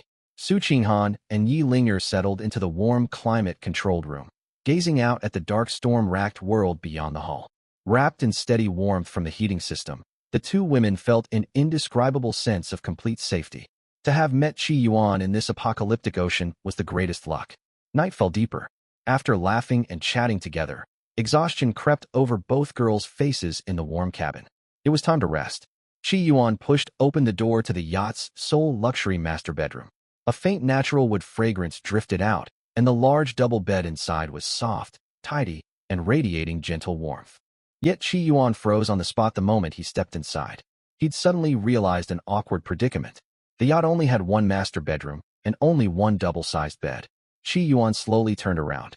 Su Qinghan stood behind him, her cheeks flushed bright red, twisting the hem of her shirt nervously. She was unsure where to place her hands. Yi Linger also stared at the ground shyly, her big eyes darting about as she fidgeted with her clothes. Qi Yuan glanced at the two flustered girls, and his atoms apple-bobbed softly. How would they arrange sleeping space for the long, freezing night ahead? He pushed open the metal bedroom door, and a light natural wood scent washed over them. The room stayed comfortably warm, locked at a relaxing 25 degrees by the system's constant temperature regulation. The spacious 2-meter luxury bed at the center held high-density latex mattresses, covered with thick white down quilts. These were purified and transformed by the system's salvage nets. Looking at the huge, soft bed wrapped in warm coziness, Yi Linger, carefree and obsessed with food, was full and freshly bathed, overcome with drowsiness the second she stepped inside. Lord Qi, Linger is going to sleep first, she mumbled quietly. She barely bothered to adjust her clothes before burrowing deep beneath the quilt. Within 10 seconds, soft, steady snores drifted out from under the covers. Only Su Qinghan and Qi Yuan remained standing beside the bed. Su Qinghan lingered awkwardly on the far side of the mattress, still wearing Qi Yuan's oversized soft white shirt.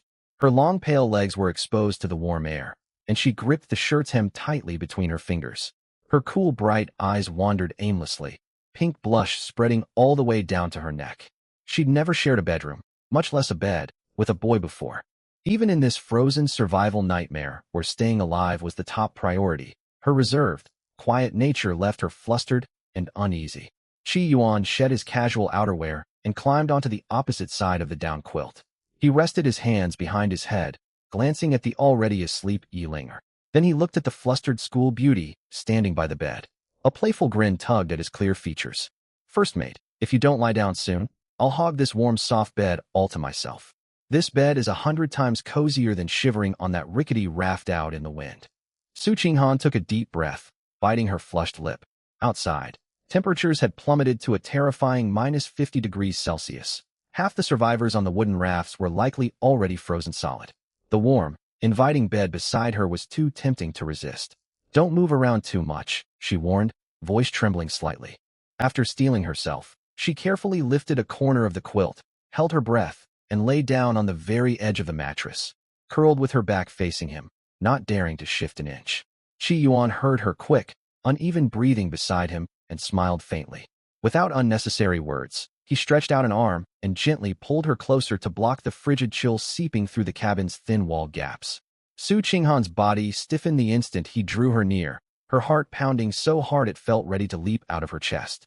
Qi Yuan made no inappropriate movements, only rested his chin lightly on the top of her soft hair, looping his arms loosely around her waist to share body heat through the freezing night. "First mate, it's -50 degrees outside. Stay still and get some rest," his low magnetic voice murmured beside her ear in the dark. Leaning against his broad, solid, warm body, listening to his slow, steady heartbeat that radiated unshakable security, Su Qinghan's rigid body slowly relaxed completely.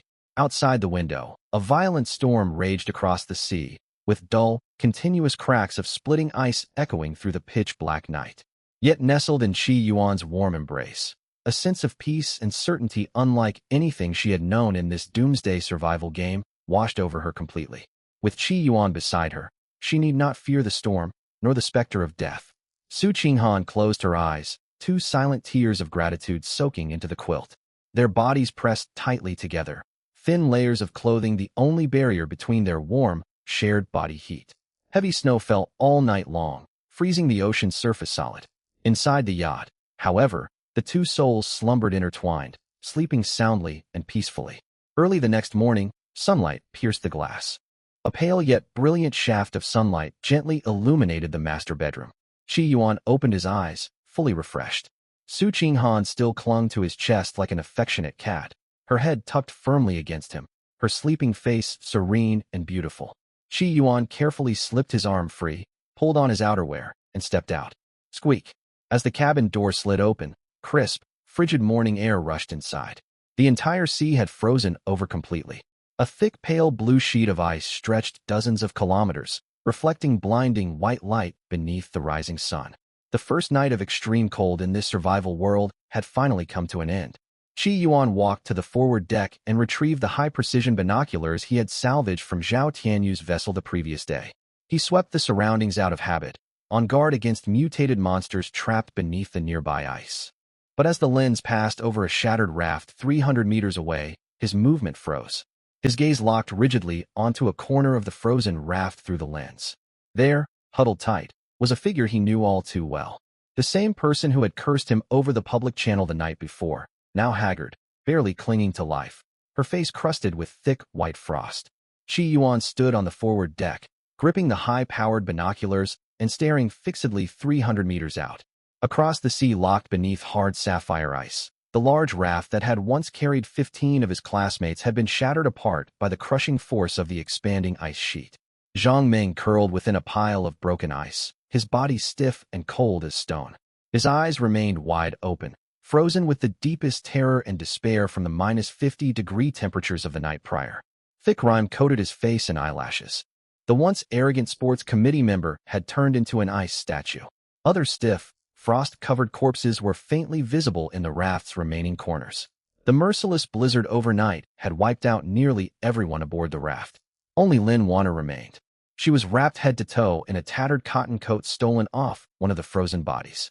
She was not yet dead, yet barely any different from a corpse. Prolonged exposure to sub-zero temperatures had left her fingers and toes an ominous dark purple, severely frostbitten and necrotic.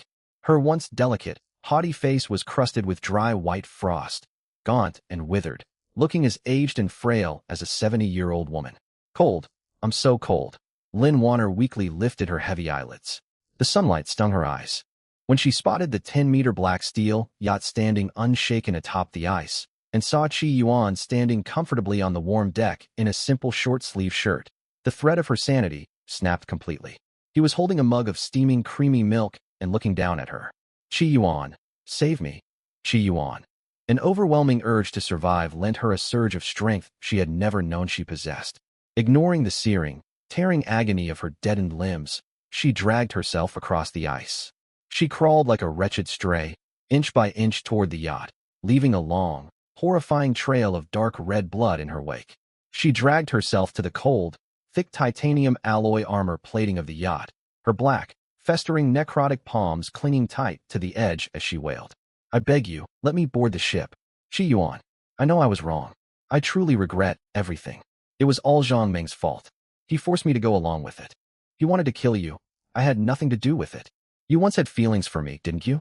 I'll give Su Qinghan to you. No? Su Qinghan and I will both stay by your side. I'll do anything you ask. Desperate to live, Lin Wanner cast aside every shred of her dignity. She even bit open the ragged coat to expose her frostbitten, gaunt body, attempting to sway Qi Yuan with her appearance. Su Qinghan stepped onto the deck, wrapped in a coat, just then. She stared down at Lin Wanner's hideous, feral figure below, a deep look of disgust crossing her eyes. Qi Yuan lifted his mug of hot milk and took a slow, deliberate sip right in front of her. He let the warm liquid slide down his throat, gazing down at her from above without a flicker of pity, only the cold disdain reserved for trash. Lin Wanner, you're utterly repulsive right now. And another thing. Qi Yuan's voice dropped, each word heavy as iron as he looked down at her. My yacht is far beyond someone like you to ever step foot on. With that, Qi Yuan turned coldly and strode back into the control cabin. Su Qinghan let out a cold huff and followed him inside, not bothering to spare the self-serving former class monitor so much as a second glance. Inside the main control room, Qi Yuan activated the ignition switch for the thrusters. Boom. The fusion thrusters at the yacht's rear roared with thunderous force, pale blue plasma flames surging out beneath the ice. The yacht's system-transmuted bow, sharp as a polished steel blade, drove forward with massive kinetic force and crashed through the solid pale blue ice sheet. Crack. Crunch. The 1-meter-thick ice field split open into countless spider-webbing fissures beneath the unrivaled weight of the armored yacht. Powerful shockwaves sent shards of ice swirling through the air, jolting Lin Wan's hands loose from the armor's edge. The patch of ice beneath her feet fractured violently and collapsed. The ice caved in, seawater and broken ice surging upward in an instant. Lin Wan let out a shrill, terrified scream as her body plummeted weightlessly down amid the shards. This was the deepest edge of the frozen sea, opening onto a bottomless ocean rift far below. Thick, pitch black, viscous deadly mist billowed endlessly from the chasm's depths. Anyone who fell in would instantly lose all rationality, twisted by the mist into mindless sea beasts driven only by bloodlust. In the final second as death closed in and her body plummeted, Lin Wan's aged, haggard face contorted into a vicious mask of bitter resentment. Qi Yuan, if I die, you die with me. She unleashed a feral, guttural shriek, using her only functional necrotic right hand to claw a carved bone talisman etched with ancient evil god reliefs from her chest. This was the Abyss Curse amulet she had secretly stolen from Zhao Tianyu's wrecked ship when he was blown to pieces the previous day. Die? All of you rot away. Lin Wan squeezed the talisman tight with all her strength, her features twisted with malice as she crushed it completely. Crack. Rumble. The moment the talisman shattered, a tidal wave of black mist erupted from the broken bone fragments, streaked with an eerie blood-red glow akin to the gaze of the Reaper. The thick, glossy black fog swirled midair and coalesced into a massive, dark cocoon, which wrapped fully around Lin Wan's falling form at a frantic pace. Strange wet sounds echoed from within the cocoon, the noises of flesh mutating, bones stretching, scales and countless eyes sprouting across her frame. Her bloodshot eyes transformed entirely into deep, scarlet orbs filled with venomous hatred under the mist's corrupting influence. Whoosh! The cocoon plummeted silently under gravity straight toward the deepest reaches of the bottomless rift choked with endless black mist, vanishing entirely into the shadowed abyss. Lin Wan's figure disappeared into the cracked ice, but the eerie blood-red glow left behind when she crushed the talisman lingered deep within the ocean mist, flickering faintly in the silent, pitch-black chasm. It was a quiet omen that this karmic conflict was far from over. Boom! After the heavy armored yacht sliced through the frozen abyss, the ion thrusters at its stern roared once more with deafening volume. As the thick sea ice fell away behind them, temperatures outside the thermal armor rose rapidly. Qi Yuan was about to ask Su Qinghan to assist him in taking inventory of supplies when a sudden alert blared from his survival bracelet. Beep beep. Global announcement. Global announcement. The bracelet burst into bright luminescent green light out of nowhere, and a crisp system chime echoed as golden text materialized in every survivor's mind. Lost Island ruins detected at sea coordinates 12:45. The ruins hold abundant lost technological blueprints and rare unpolluted fertile land resources. The energy barrier shielding the ruins will fully dissipate in 10 minutes as the extreme cold night fades. All survivors are urged to explore promptly. First come, first served. The announcement sent the regional chat channel, still reeling from the mass casualties of the -50-degree cold snap, erupting into wild chaos within seconds. An island. Actual land at last. I can't believe my eyes. Fertile soil and high-tech schematics. I'm gonna strike it rich. Row faster. Even if I have to scrape through the water with my bare hands, I'll be the first to set foot ashore. Charge. Grab the first wave of rewards. We'll turn our luck around. Every survivor who had endured the frozen nightmare went wild with desperation. They paddled frantically atop rotting wooden planks, straining to head toward the marked coordinates. Yet compared to these primitive rafts, propelled only by bare hands or tattered cloth sails struggling against wind and waves, Qi Yuan's steel yacht equipped with 4 titanium alloy water jet thrusters and unlimited fusion energy power moved at speeds that defied physical logic. Qinghan Linger, hold on tight.